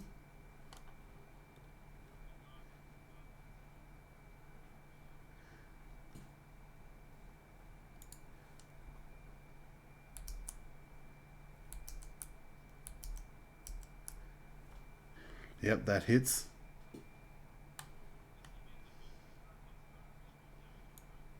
No, you have to roll for each hit.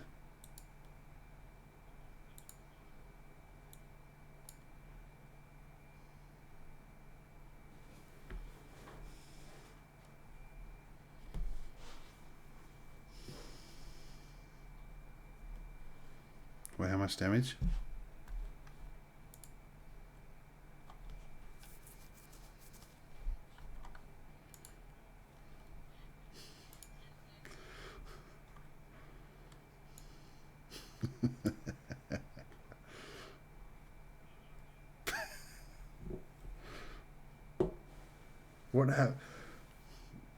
What happened between last week and this week?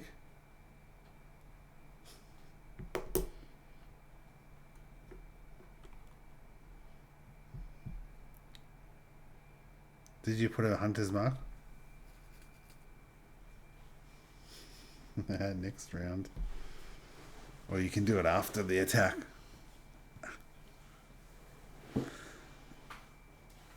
Yeah, but that's your attack action, right? You can still do a bonus action.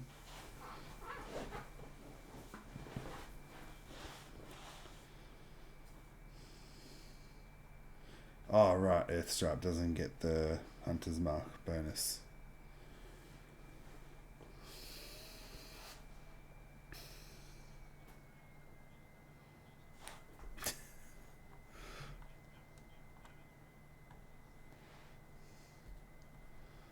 All right.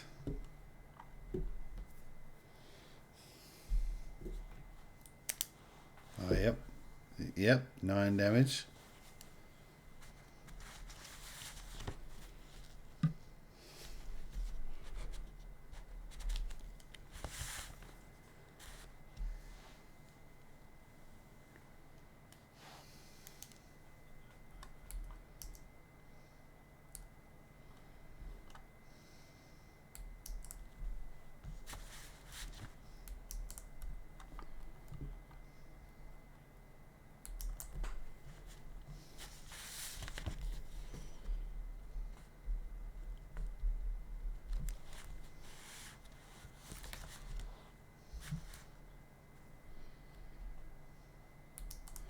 Um, 14 hits.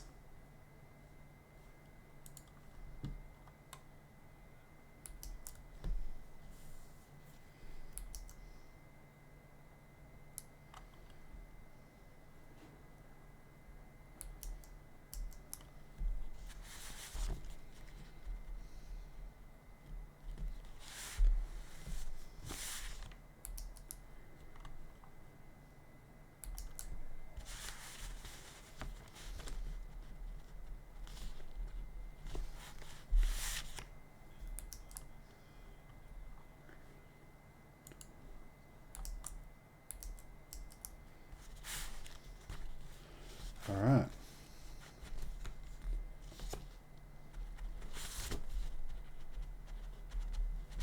Okay, so he dies. How does he go down? Slash, slash, bite. Or was it bite, slash?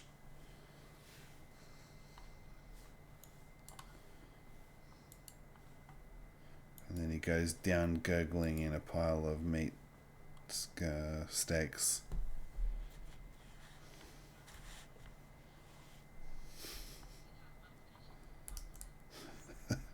In half an hour.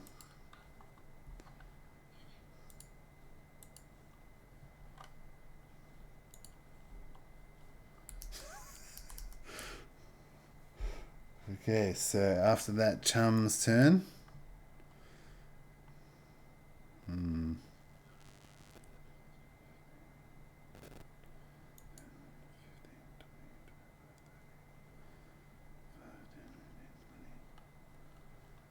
Alright, so Chum's going to come up here and attack this orc.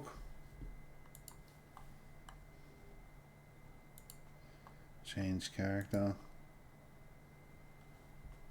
And he's going to go into a rage. What does rage do again? Actions. Rage 1 of 3. Oh, he gets +2 damage.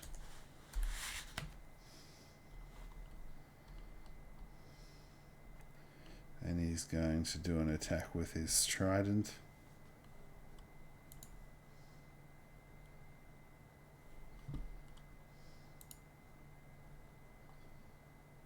He gets a 15, which... Oh, he gets 21, which hits.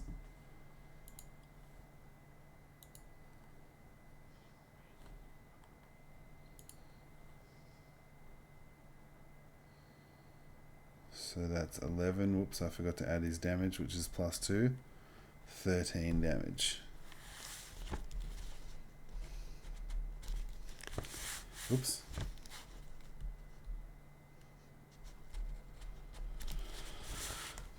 Okay, that's Chum's turn. Roar! Stab! Eortasmus is just going to do a... What's his attack?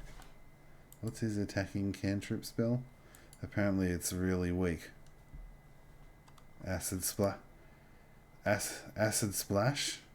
is one of the weakest cantrips in the game.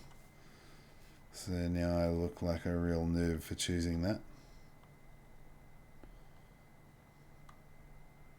Oh no, wait. I got Infestation. He's going to do Infestation on the only one left. No, that one's still alive. But he's going to do Infestation on this one near him. Dun, dun, dun. Oops, clear first. And see if we can hit. How does Infestation work? Oh, so laggy.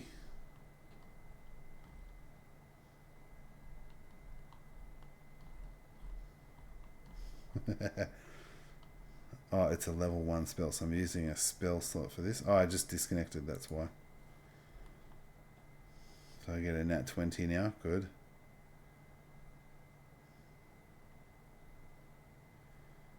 Constitution saving throw.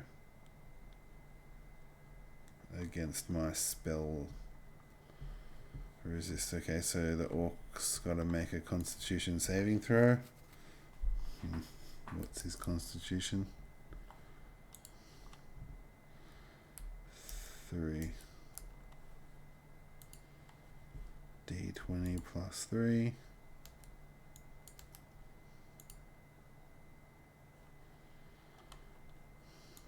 Rolling. He gets a 16. And what is Eortasmus? Spell save is 14. Oh, so he resists it.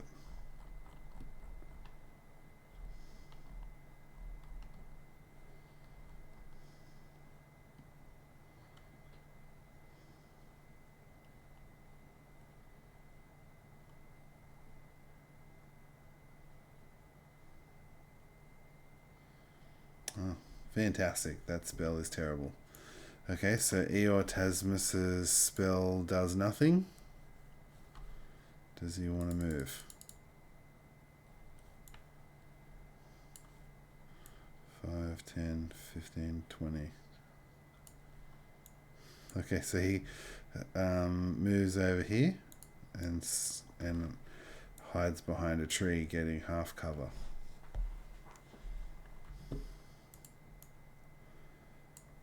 From ranged attacks. And then it is the orc's turn.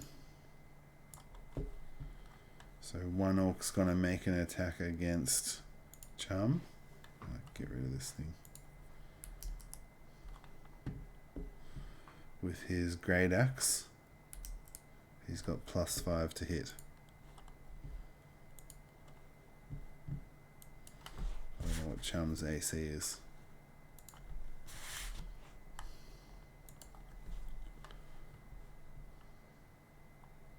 But that definitely doesn't hit. So then the other orc is going to go after this guard. 5, 10, 15, 20, 25, 30.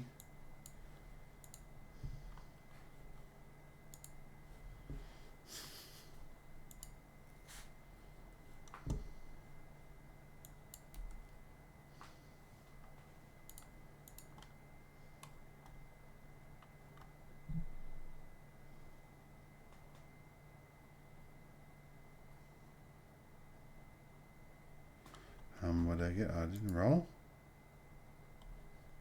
Did I roll?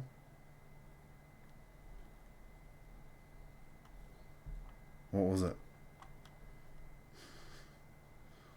Because I rolled twice. I think I rolled twice.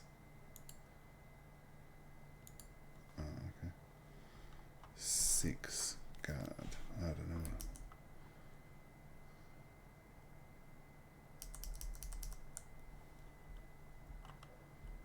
Oh, that doesn't hit.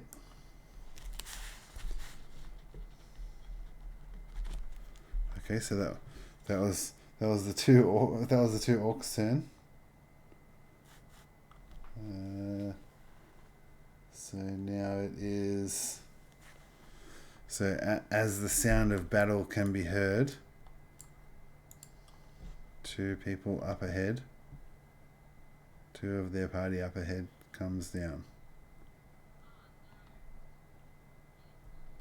Will you see two figures step out from behind the tree? If I can find their token.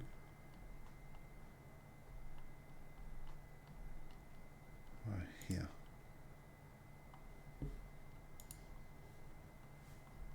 Oh, she appears in just the right spot.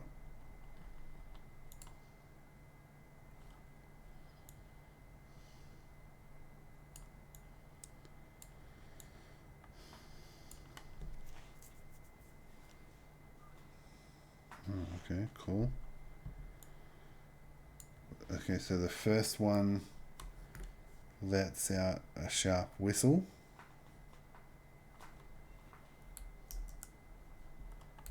And then moves closer to the party. 5, 10, 15, 20, 25, 30.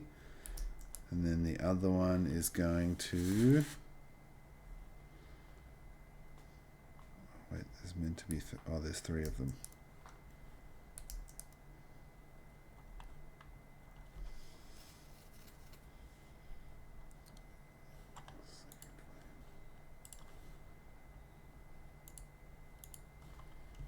The other one is going to cast a spell.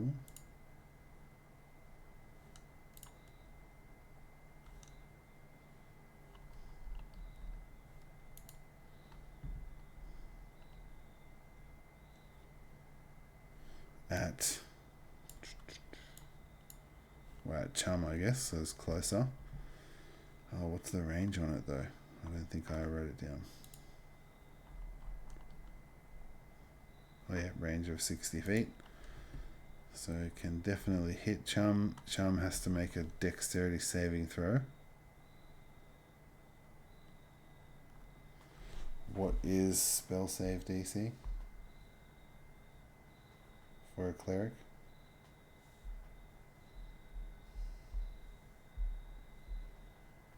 It's in the chat for the D&D.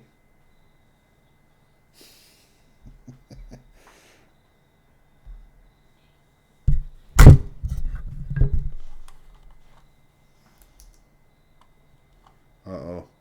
What did I do? I just lost my page.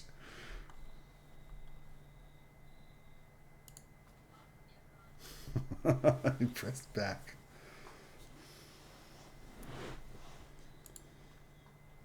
8 plus proficiency plus ability, which is wisdom.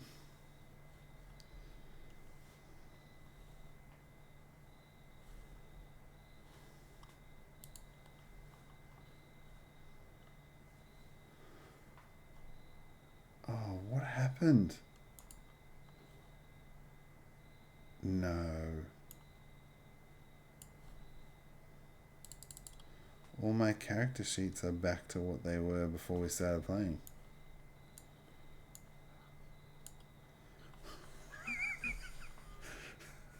Oh my gosh. I got a white screen of death. No, the map was still there. I've just got to,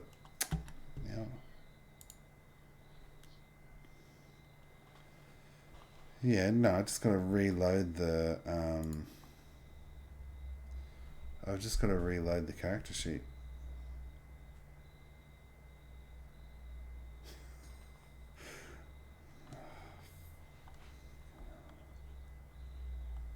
Yeah, so did I. What's going on today? This is Play Roll, everyone. Welcome.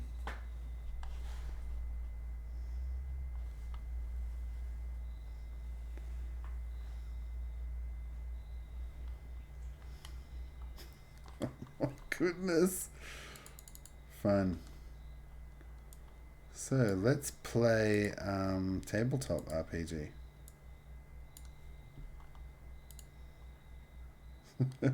Oh, good. The character sheet's still there. Alright, so I was doing a spell.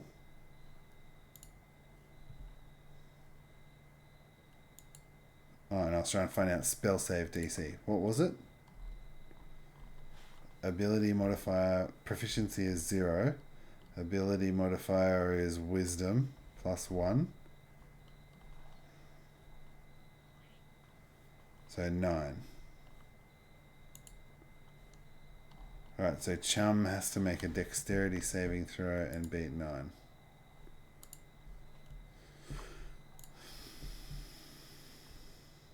And his dexterity is 0.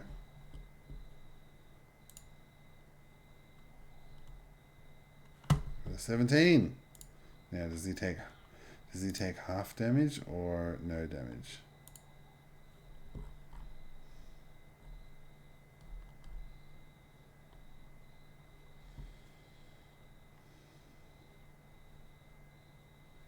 Okay, he takes no damage. Alright, that's the two purple robes turn.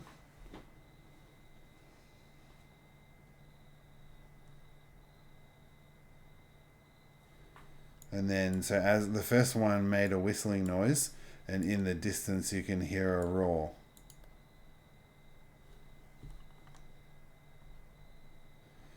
As a two-headed giant comes crashing through the underbrush.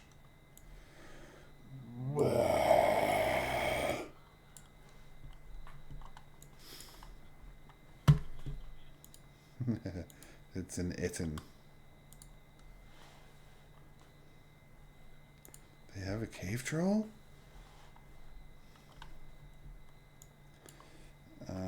So he comes crashing through the trees. So he used up all his movement to get there. He can't reach anyone on this turn, which means that it's the guard's turn. I don't have their stats. Sorry, Plonky.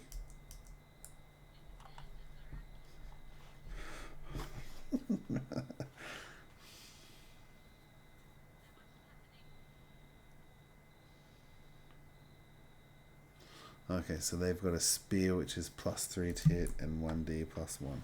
1d8 plus 1. And what's their movement? 30. Alright, so the south guard is going to attack the south orc. The troll is up north past the two purple robes near the cave. Yeah, I put it on the map. It's near the cave where the Honkdra is.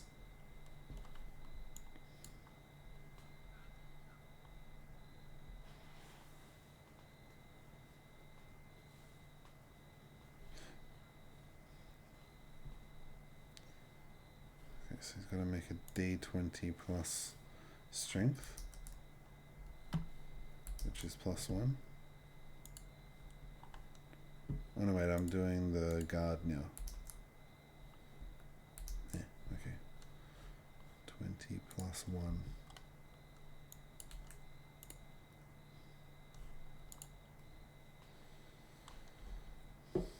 1. Okay, so he misses. And then the other guard is going to come up here and try and help Chum.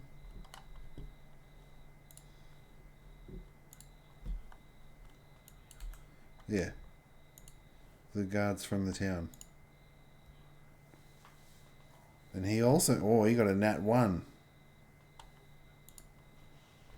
So he tries to stab it into the orc and it gets stuck in the orc's armor. And then the orc... Oh, well, whatever. Nothing happens yet. His weapon is just stuck in the orc's armor. Now it's Plonky's turn.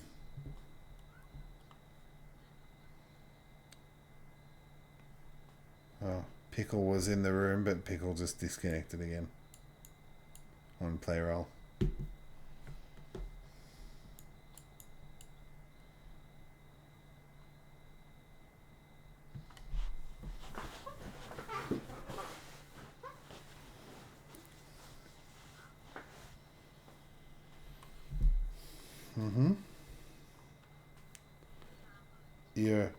You're between two squares there. Which square are you in? And you're not in melee range. Wait, unless it just hasn't loaded yet.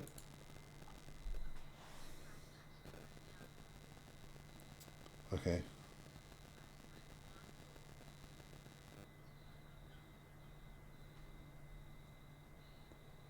You can move diagonally.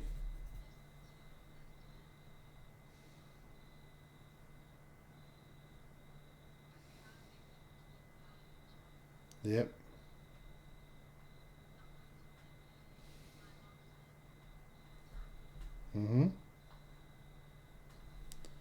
What's your skill?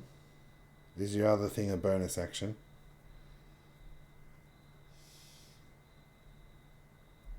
Yep. Yep. So you're just doing... Oh yeah, that's adding to your attack roll. Yep.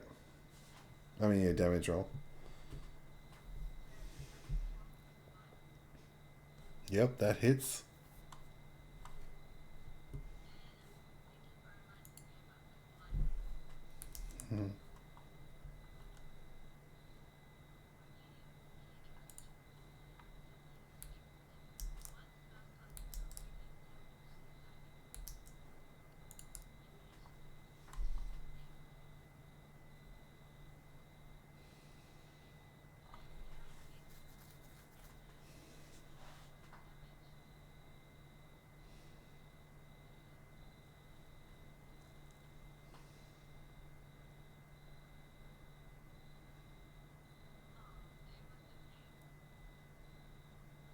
Alright.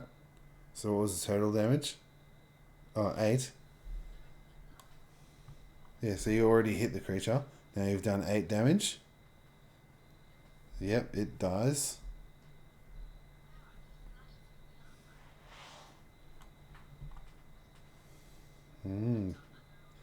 How... Oh, you didn't add your smite on. It died without the smite. Because you choose to do smite after you do your initial damage. So you can add your smite on.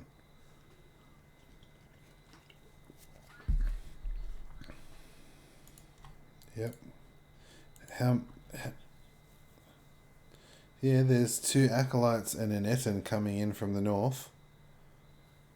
And there's an orc at the south. There's an orc attacking the guard to the south.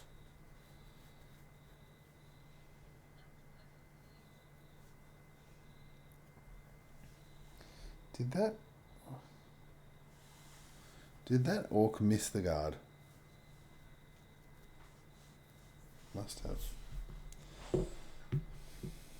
Alright. No, that was the guard missed the orc. So they both missed each other. Oh, there goes Pikkle from play roll again. Alright, so is that everything you've got to do, Plonky? No more movement left? Did you use up all your movement?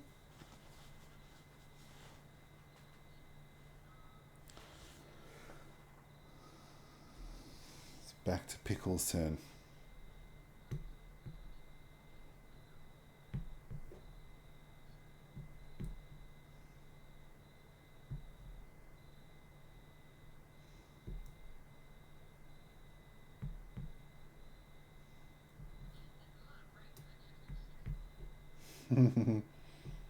Intermission. Quick toilet break for all the viewers.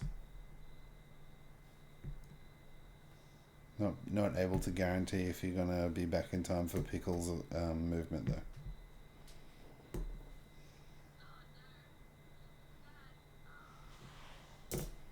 Was that on the stream?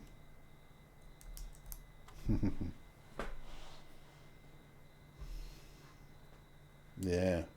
What's it called? A DDoS.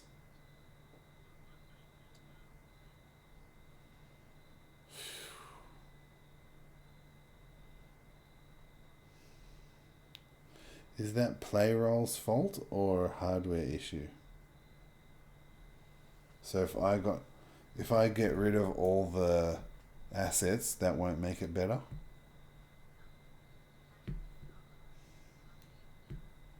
Oh, is that why I haven't seen you online with playing games?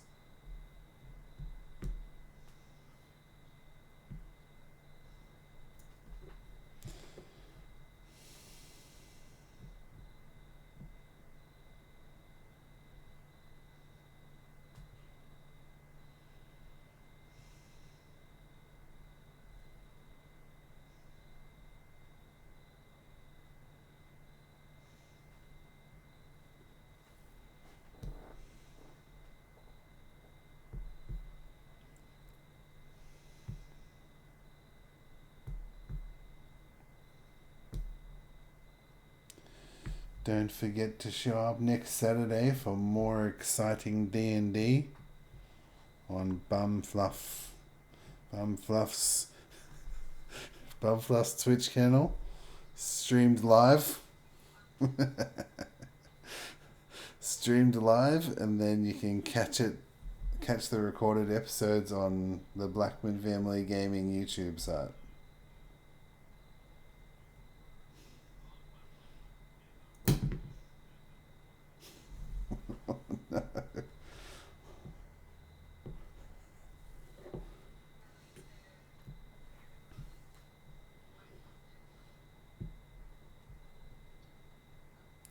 Yeah, you're just gonna see my screen on the recorded session.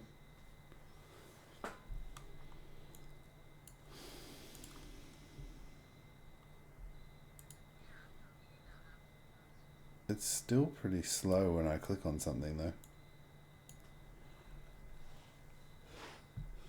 But that's the normal play roll slow.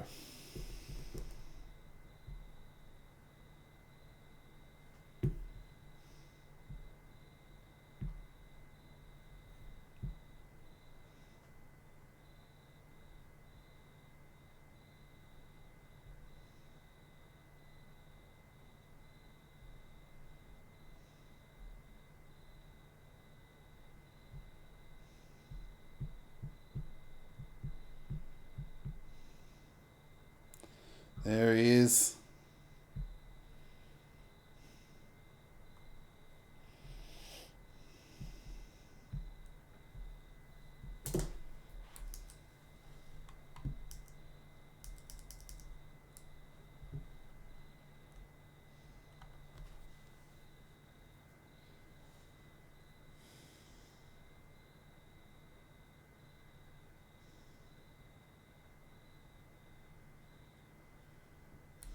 Oh, wow.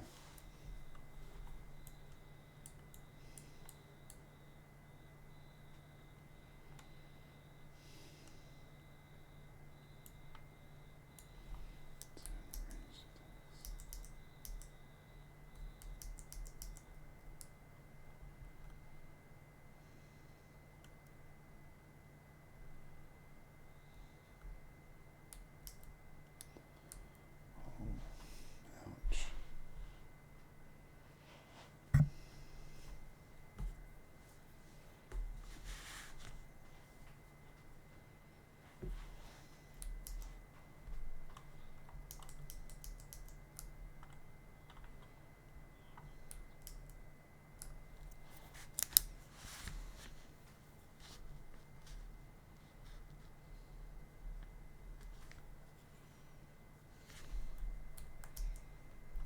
Yep.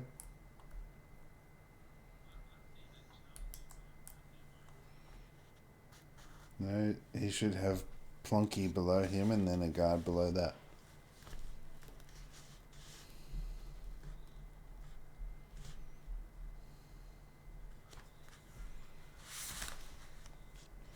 Plonky is between Chum and the guard. They're lined up 3 in a row.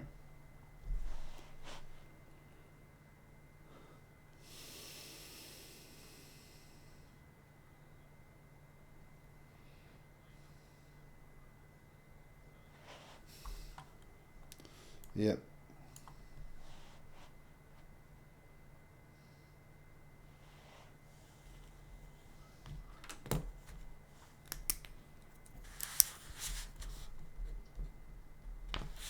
Yep. Roll to attack.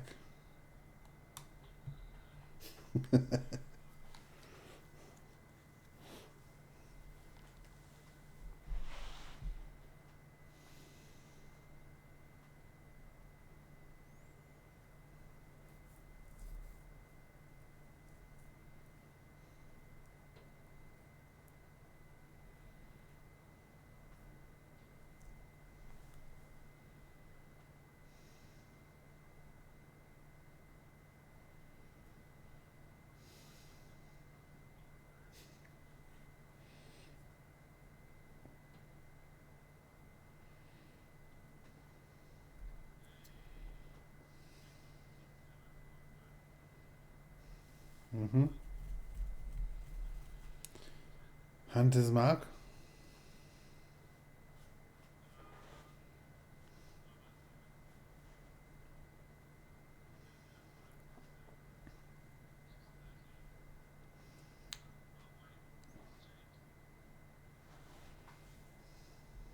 $17. Is that your damage? Oh, that's your 2 hit. Yep, that hits.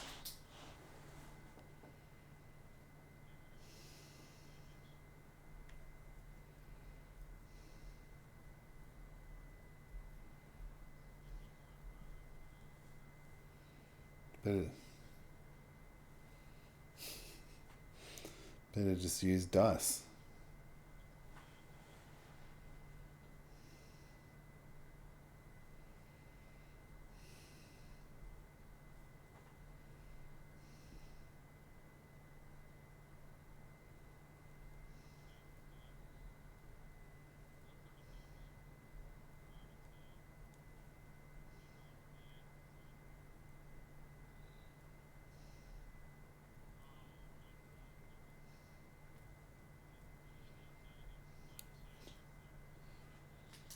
All right.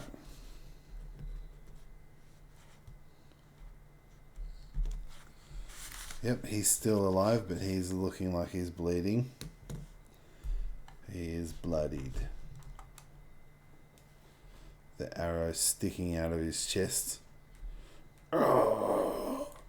Sprays a bit of blood across at the guard in front of him. And then, where was my list of Chum's turn? Oh yes, very good.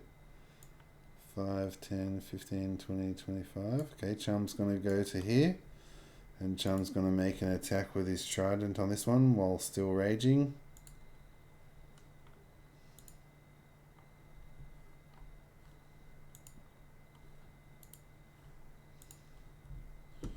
Trident.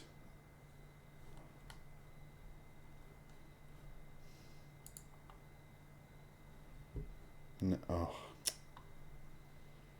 Okay, so that hits.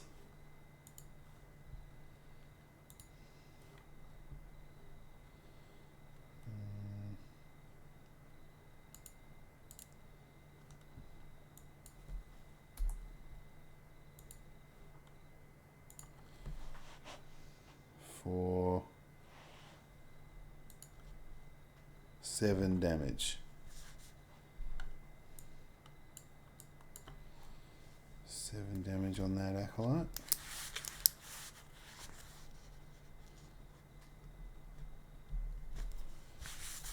Alright, now it is Eotasmus' turn.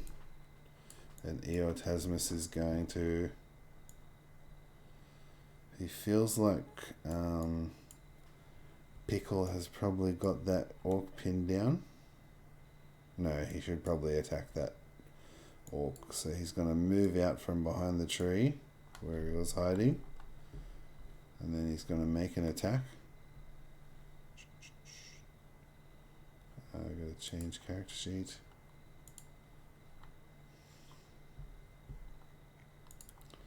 He's going to try and do a spell.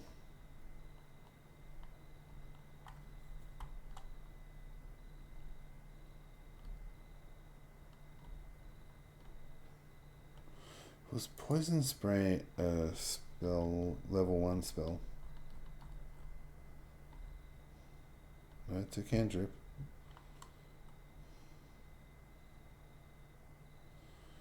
Oh, but the range is only 10 feet.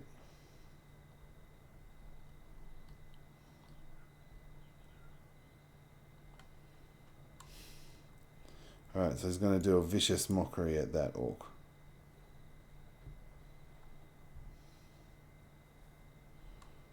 Wisdom saving throw. It's got to beat a 14.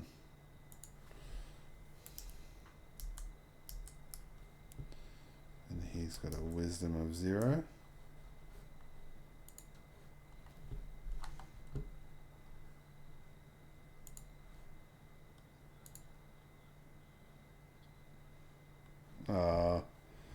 He succeeds.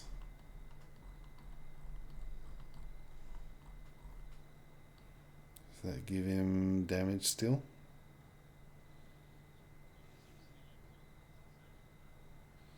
Yep, so again, Eotasmus spell fails.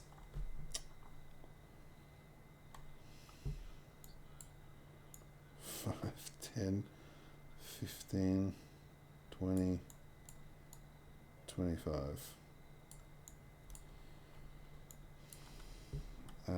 And then whose turn is it after him? Orcs. So the orc, there's only one orc left. He's going to attack the guard. Oh, there's no orc. Oops.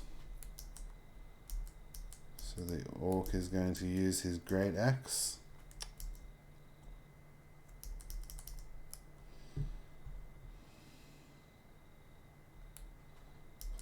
+5 to hit.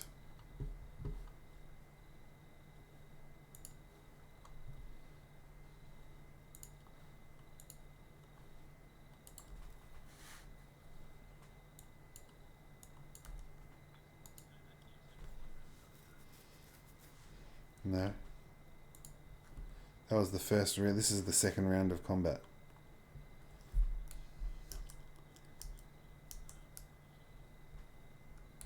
Wow. No, he's in the initiative. He is 1, 2, 3, 4, 6. Number 6. So that orc missed the guard again. Yep. There's no other orcs up now, is there? No. Now there's 2 acolytes going to have their turn.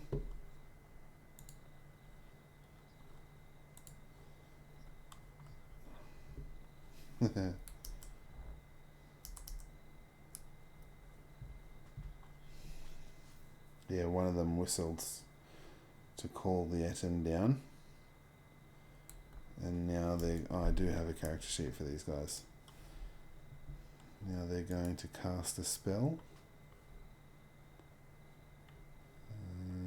Oh crap! I gotta do a wild magic surge.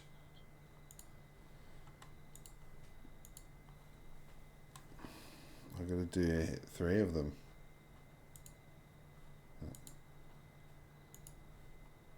2, because I only had 2 rounds.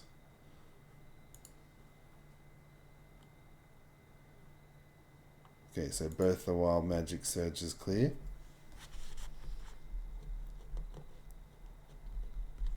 But he's on a 3 for the next round. Okay, now the acolytes.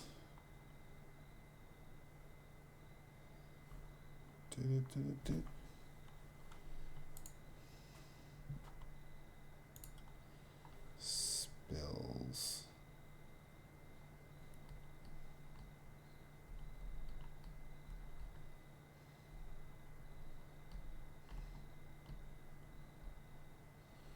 Okay, cool. So that's a cantrip.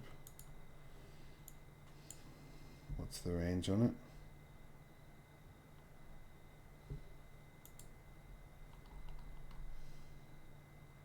.60 feet.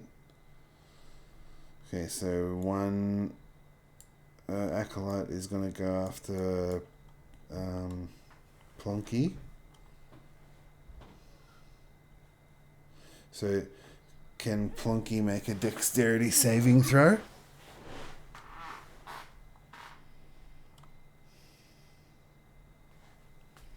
What was the spell save? I'm going to write it down.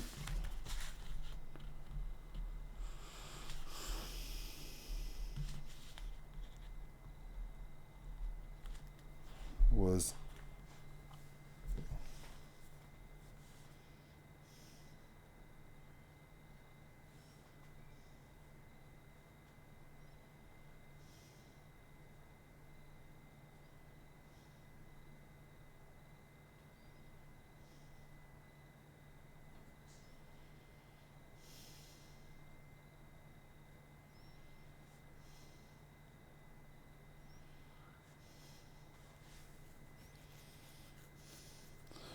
oh, what was this?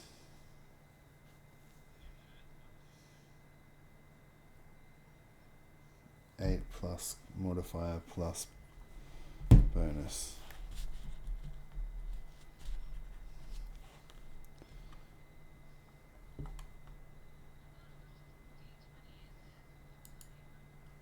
Now you got to do your saving throw for dexterity.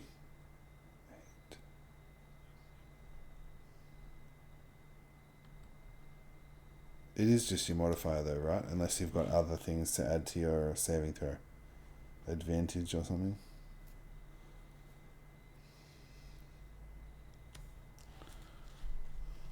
What was your roll?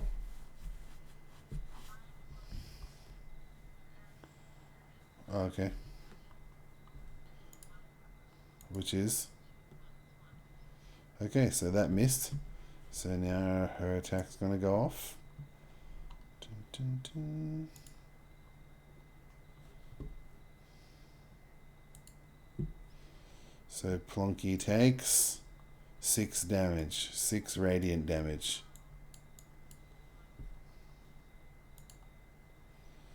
Alright, now the other one is going to go after Chum.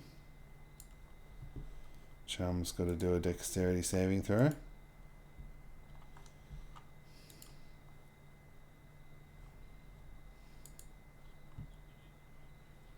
Yeah.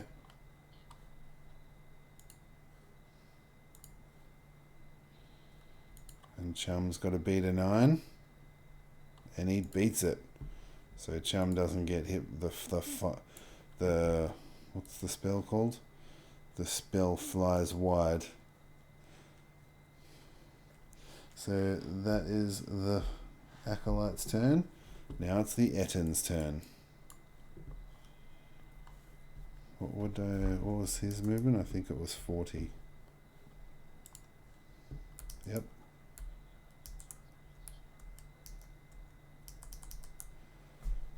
5, 10, 15, 20, 25, 30, 35, 40. Wow, he's in range. And his attack is... Oops. So he gets to make 2 attacks. This is the real enemy of the fight. But it is... What is the damage? Slashing and piercing. What does barbarians get a resistance to?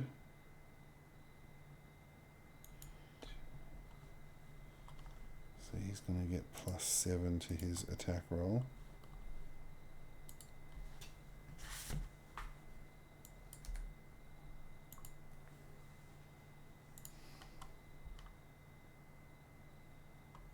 $13. Chum's armor class.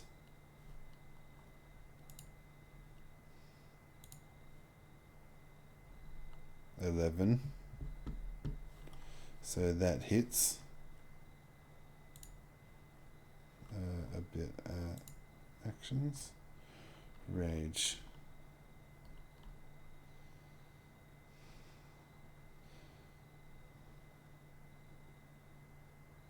Resistance to bludgeoning, piercing, and slashing. So he only takes half damage from this. From this Massive damage.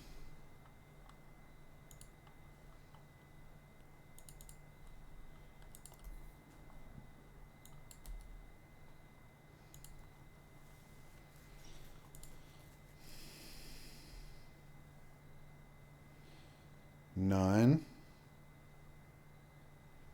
So that's 4 damage.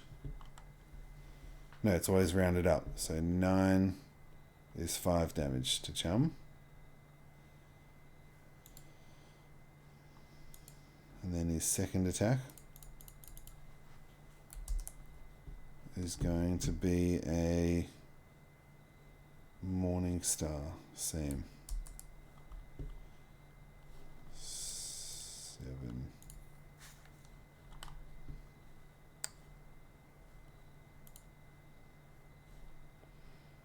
Oh. Clear. How do I get rid of this?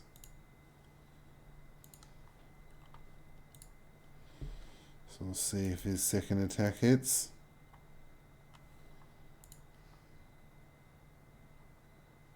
Definitely hits.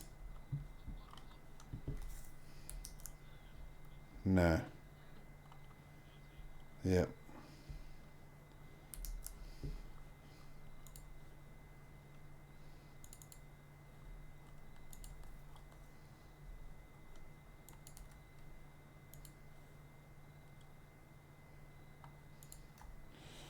And then he takes 14. So that's 7 damage to Chum. Yep. The Etten gets to make 2 attacks. One with his great axe and one with his, what's his other weapon? One with his battle axe and one with his Morning Star. Yep. Because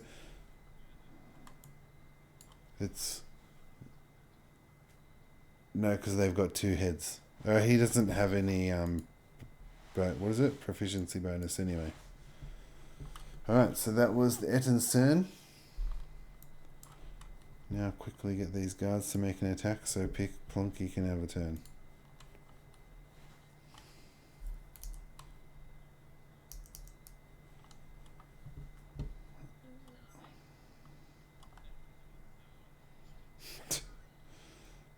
+3, 1d8 +1.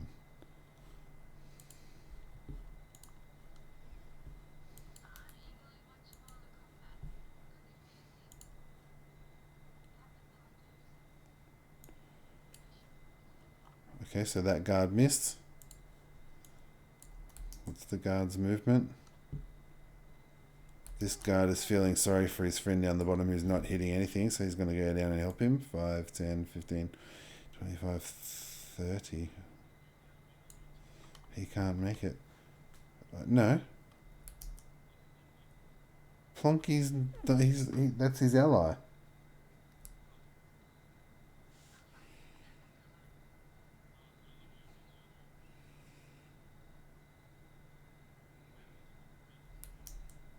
No.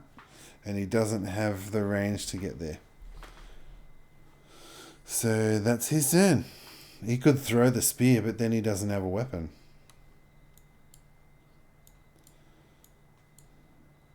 How would that work if he throws the spear and gets it in the orc, then he moves into melee range? Can he get the spear back? Okay, so I'm going to do a throwing spear then. So that is +3 to hit.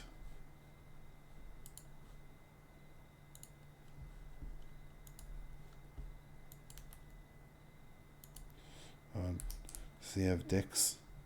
He's got a +1 to dex.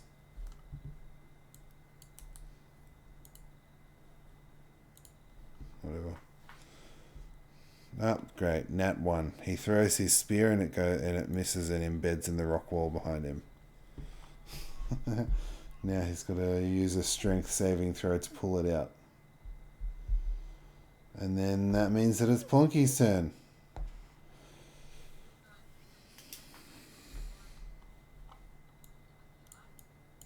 Okay.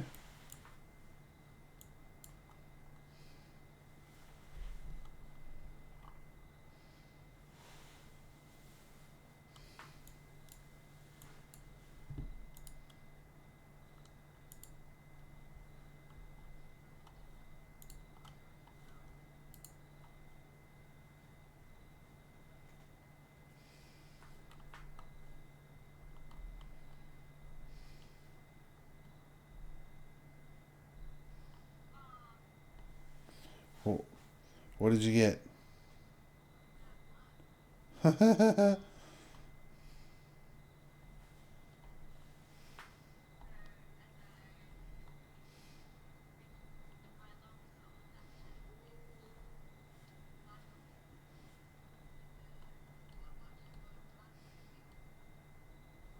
The orc blood.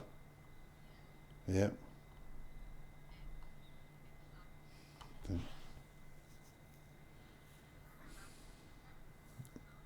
Slippery.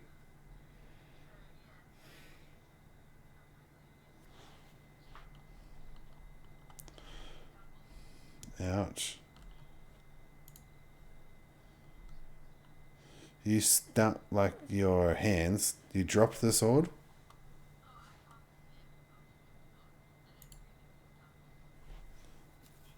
Just slipped in your hand. Okay.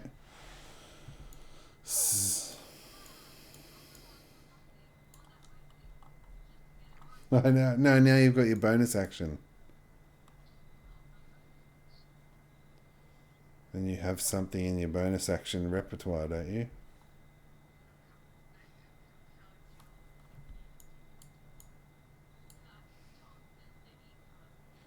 Yeah. How is it got a range on it?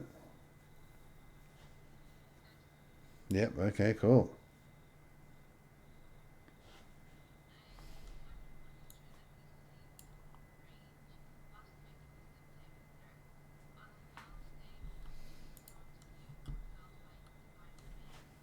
Okay.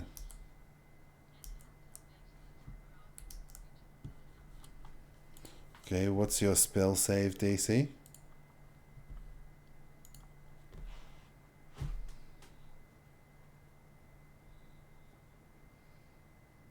So that was 8 plus proficiency plus your.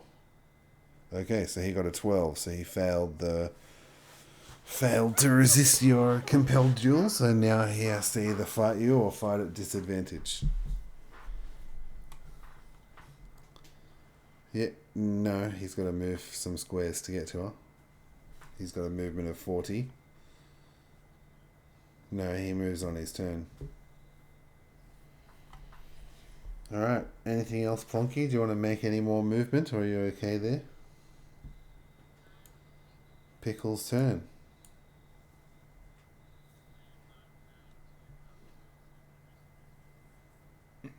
Mm-hmm.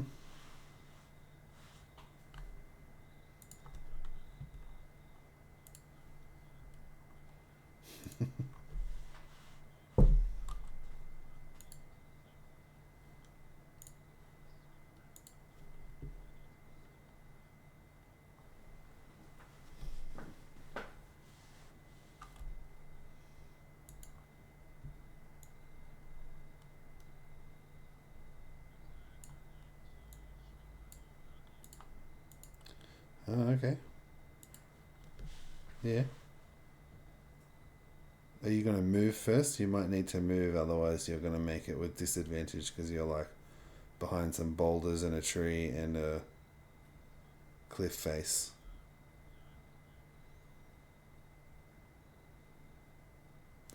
What's the range? What's the range on your longbow? 600.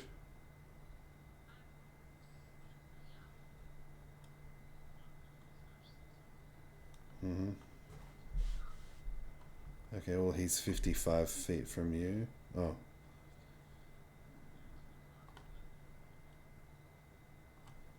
Yeah, 55 feet.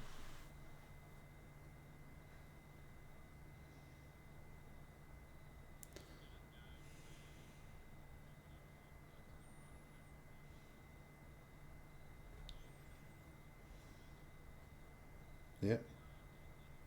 Yep.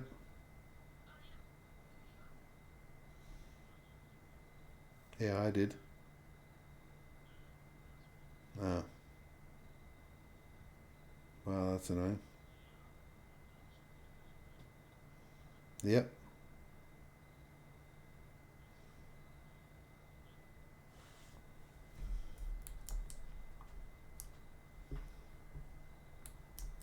Yep.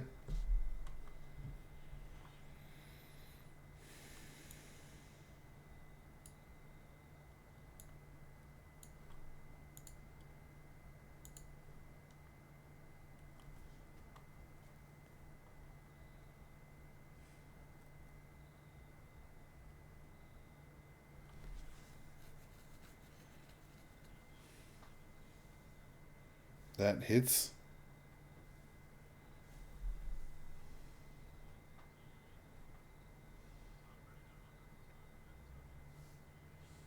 Plus a d6. Plus d6.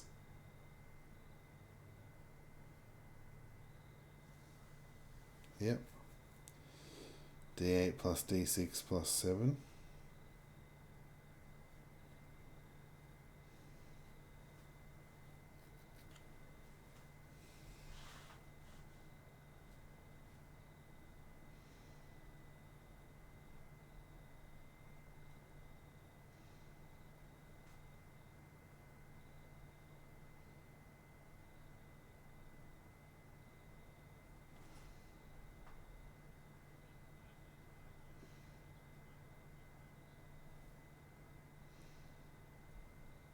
Yep.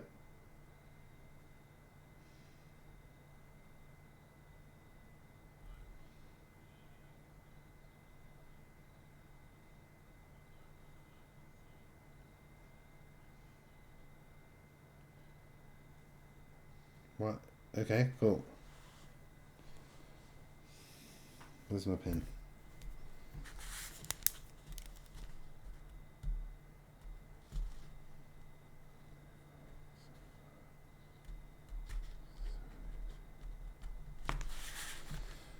Okay, now it is Charm's turn. Oh, he's already on the Etten. Oh, that's right, because the Etten was attacking him. Oh, no, I don't want to do that.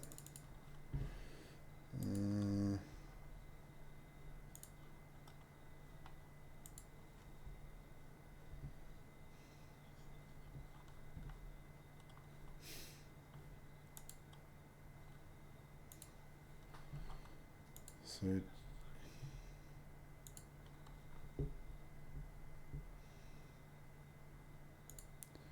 Charm goes in for a strike with his trident and hits.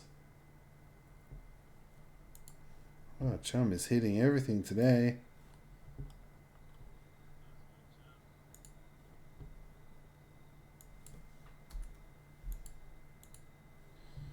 And then he's going to do... Wow, masses of damage.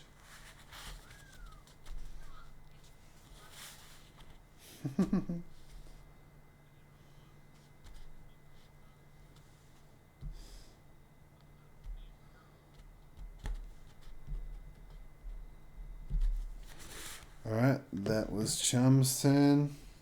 Chum roars in anger as he buries his trident, what are they called? Prongs into the chest of the Etten. 6. Well, he's got his buff. He's got his +3 from proficiency and +2 from his rage. Yeah, 6. Now it's Eortasmus' turn. And Eortasmus is going to do Vicious Mockery.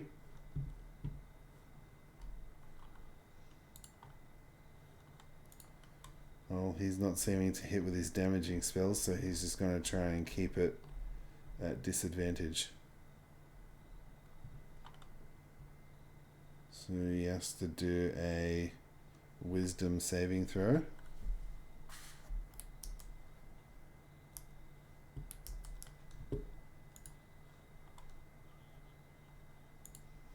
Who?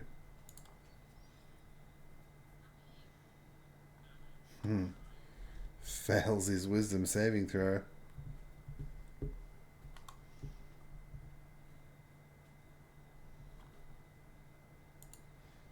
So now your Tasmus is going to do his damage.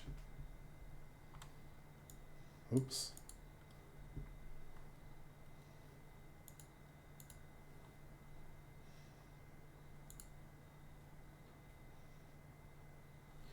Nine damage.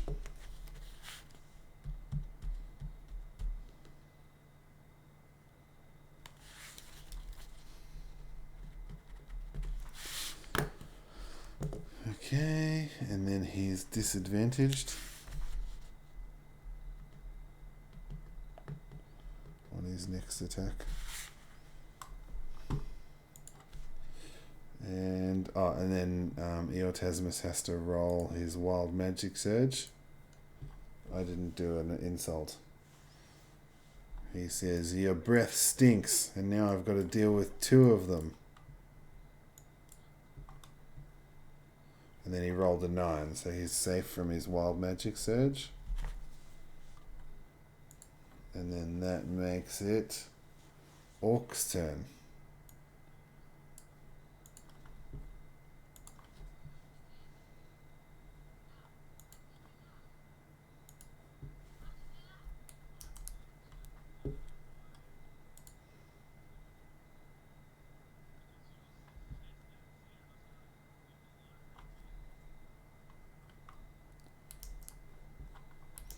Okay, +5 to hit.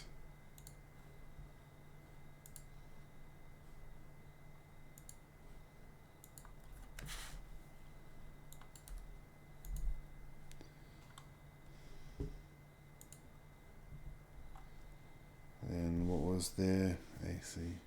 Oh, finally the Orc hits. Now I don't even know what his damage is.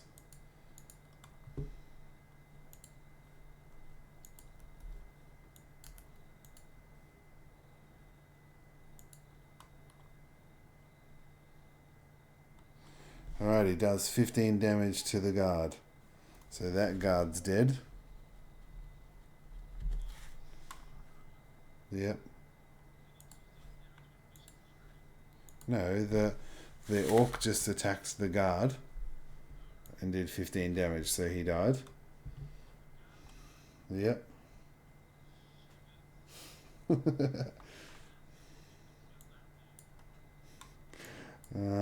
And then it's the Acolyte's turn.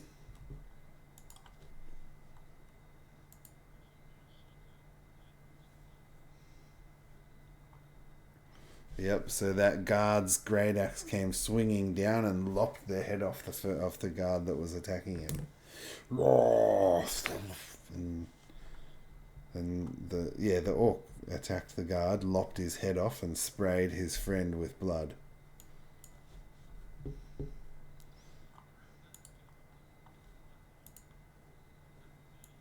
Five feet. No, the two guards are right next to the orc. They were both trying to attack it.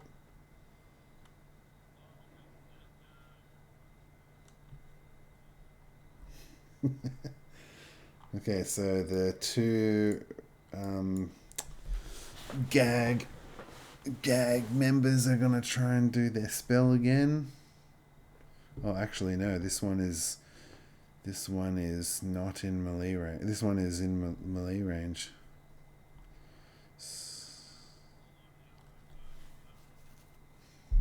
We don't have a res.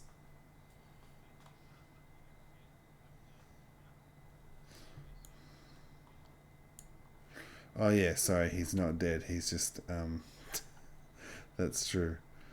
He's just on a death saving throw. No, his head can't come off because he's on a death saving throw. Not yet, so he's not dead yet.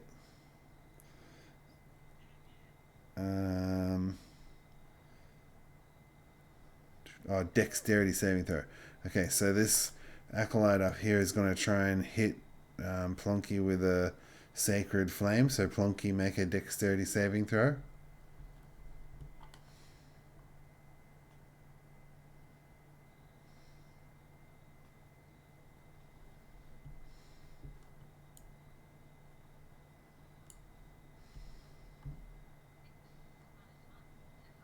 Okay, you missed that.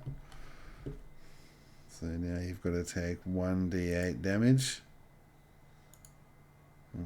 1d8. What was it? Radiant damage. Oh, is that an 8? Nice. Plonky takes 8 radiant damage. That was max roll. And then the other acolyte. The other acolyte's going to try and attack Chum. What's their options to do that's not a spell?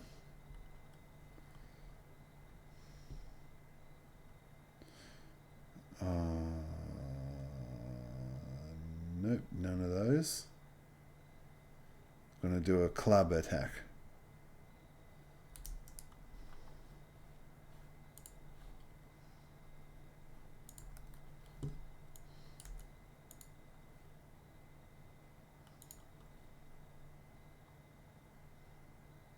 No, and that doesn't.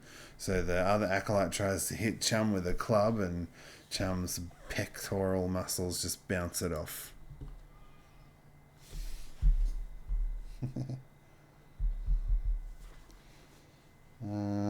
Okay, so that is the acolyte's turn. Now it's the Etin's turn.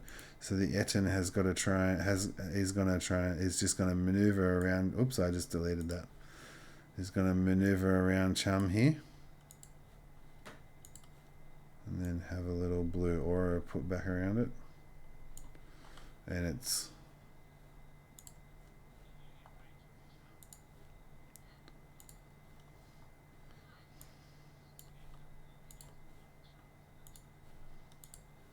yeah.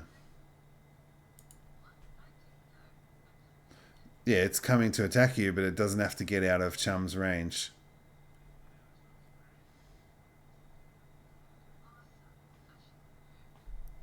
Well, you could have dragged it away.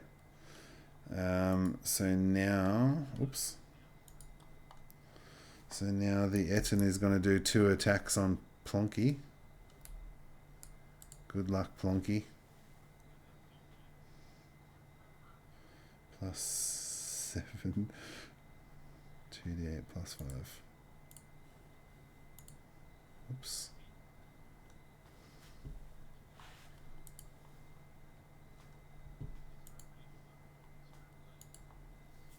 What's your armor class?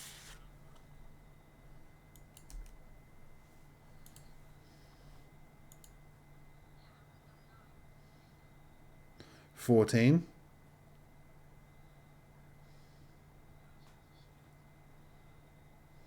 Yeah, I think chainmail is 16,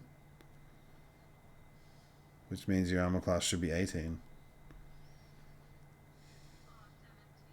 Okay, so that missed, so then he's going to go for a swing with his great axe. 22. So his what was his other weapon?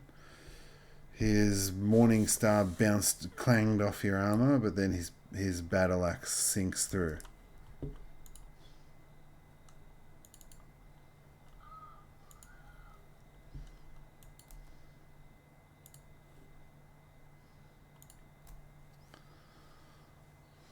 So that was... Nope. Holy cow, that was a lot of damage. 19 damage.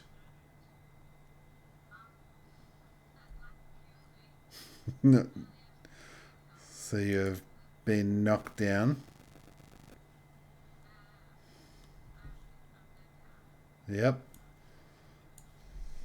And then that is all we have time for today's session.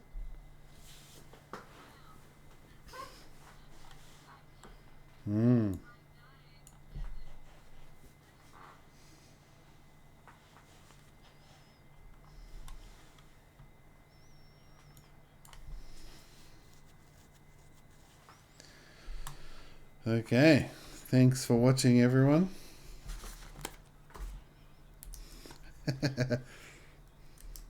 Yep. Hopefully we can fix that by next week. Yep. Episode 2. Plonky went down.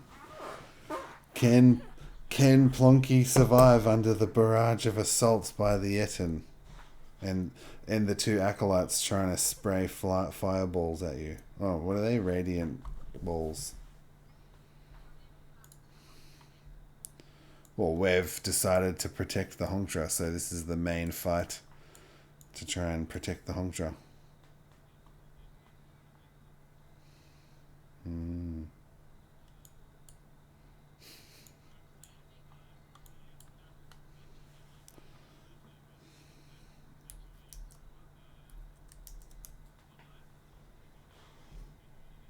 Yeah.